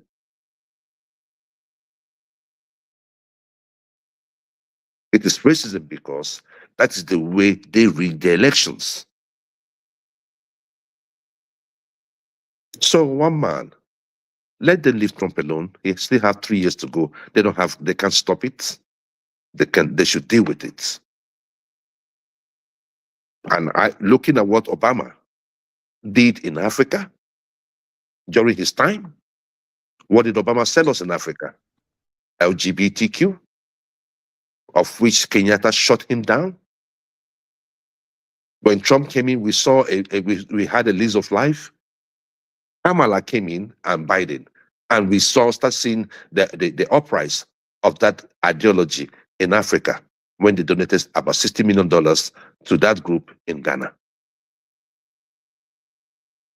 They tried to push their ideologies on us. Remember, that was the reason why they pushed Jonathan out, because Jonathan signed a 14-year imprisonment for LGBTQ. Should that define us as a nation? Today, Trump is coming and saying, you have insecurity issue, I'll help you solve insecurity. Is that not a better deal? But our people are so daft. They are so behind in thinking. They come here, they want to be part. They want to be victims so badly. Have never seen a group of people wanting to be victims. They want to be victims. Why? They want to. Our people are so smart, especially our women too. Black people think the world owe them something. All the time, it is something. It is something. This person, if somebody say, bring your ID, it's a problem. If the policeman stops you, it's a problem. Everything is seen from the prism of racism. And that is what the Democratic Party has sold to the black community. And they come up with this thing every 4 years. They come and talk racism. Take away racism from the talking point. These guys are empty. That's the reason why when you go to their cities, it is always like they have nothing going on. Because they were not bred to lead. Most of them. They're only bred to be activists. Exploitative activism. They exploit their people, the emotions of their people, because they are very emotional people. And when they get into power, they enrich themselves. They go there, what about 200,000 like Jackson Crockett? Today she's worth about $8 million. Nobody's asking questions. Corruption in blue states. Yet their people suffer the most. Every month they give them stipends. They should leave Trump alone. Trump has done very well for the United States. And I think comparing the Obamas to ape was an insult to apes, considering what they've done in Africa and what they did when they were in power. Thank you. Well, thank you very much, one man, and may God bless you all.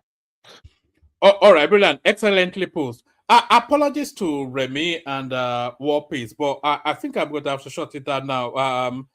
I don't have a second host, and it's way past my bedtime, so I need to go and get some sleep. So, Remy, the floor is yours, but I'll acknowledge the super tatas, which is Lato Rich and Peace Forever. So that's Lato Rich and Peace Forever. So Remy, I may shut it down just in the course of you speaking, but carry on. The floor is yours. Okay. Good morning. Can you hear me? Yeah, we can hear you. So sorry, okay, but I won't take too much. It's 5 a.m. here, and there's no alarm. I'll just 1 or 2 minutes. Okay. Actually, I don't know the first about the electoral people are complaining about. The Electoral Act of 2022 is a super electoral act that guided the Nigerian election. And in every election all over the world, first you must do physical voting, and then the physical counting, in which every political party agent will be there to get their own copy. And then the presiding officer can now upload on the iRive. I don't see any big deal about this thing at all. What changes do you want? Where are they doing it? We are not doing electronic voting in Nigeria. We are doing what we call manual voting. And if it's a manual voting, it must be counted. Even in the greater democracy like India and the rest, they do manual voting and it's being counted. And when it's being counted, and then later they put it on the portal. So if it's not going, and what do you mean by real-time transmission like that? If it's real-time, that means you are canvassing for electronic voting. And it's totally different from what we are voting in Nigeria. So people must understand the Electoral Act. That is as simple as ABC. And I don't see any reason why they should change it. Simba. No, please. You're wrong on all fronts. No, you're not going to. You're not going to push that agenda. You're not going to push that agenda. What we are saying is transmission of results from polling booths to the IREF portal. No, educate the public. Educate the public. No, educate the public rights. We are calling for the transmission of results from the polling booth to the IREF portal where we can see it. There's going to be collation, but let us see whatever we posted or we voted in the IREF portal before they do the collation. That is what we are talking about. So don't mislead the public. Why are you obstructing my own? Don't mislead the public. Can't you keep quiet for a while? When you are talking for more than 45 minutes, nobody disturb you. It doesn't matter. What I'm telling is that if you speak lies, we're going to interject. In peace, I beg you. Can't you keep quiet so that the guy can shut it down? The election in Nigeria is very good. When people are voting, after the voting, all the political parties, they have their own copy. The policemen have their own copy. The TSS have their own copy. INEC have copy. Stand by. People that were standing there, that were seeing them counting the vote, they can also take the photo of the man of the result sheet before even putting it on the IRF. So what are we talking here? So we have layers of people that are there, and of course the political agents that are there also have to sign to the result sheet. So why are we disturbing ourselves about electronic voting?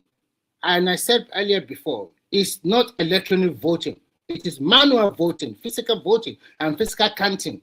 It's after they count it that everybody can see the people around in the polling unit, and then they will not put it on the IRF. So people that are shouting electronic voting or blah, blah, blah, that maybe they don't know what they're talking about. Maybe they never read the Electoral Act. So one man, I will stop here so that you can go ahead and shut it down. Thank you for the opportunity. Oh, all right, thank you. Sorry, Remy, it's just no second note. If anybody wants to come in, the conversation often still carries on in the background. So if anybody wants to come in, you can just come in and be part of the inner caucus in the back end.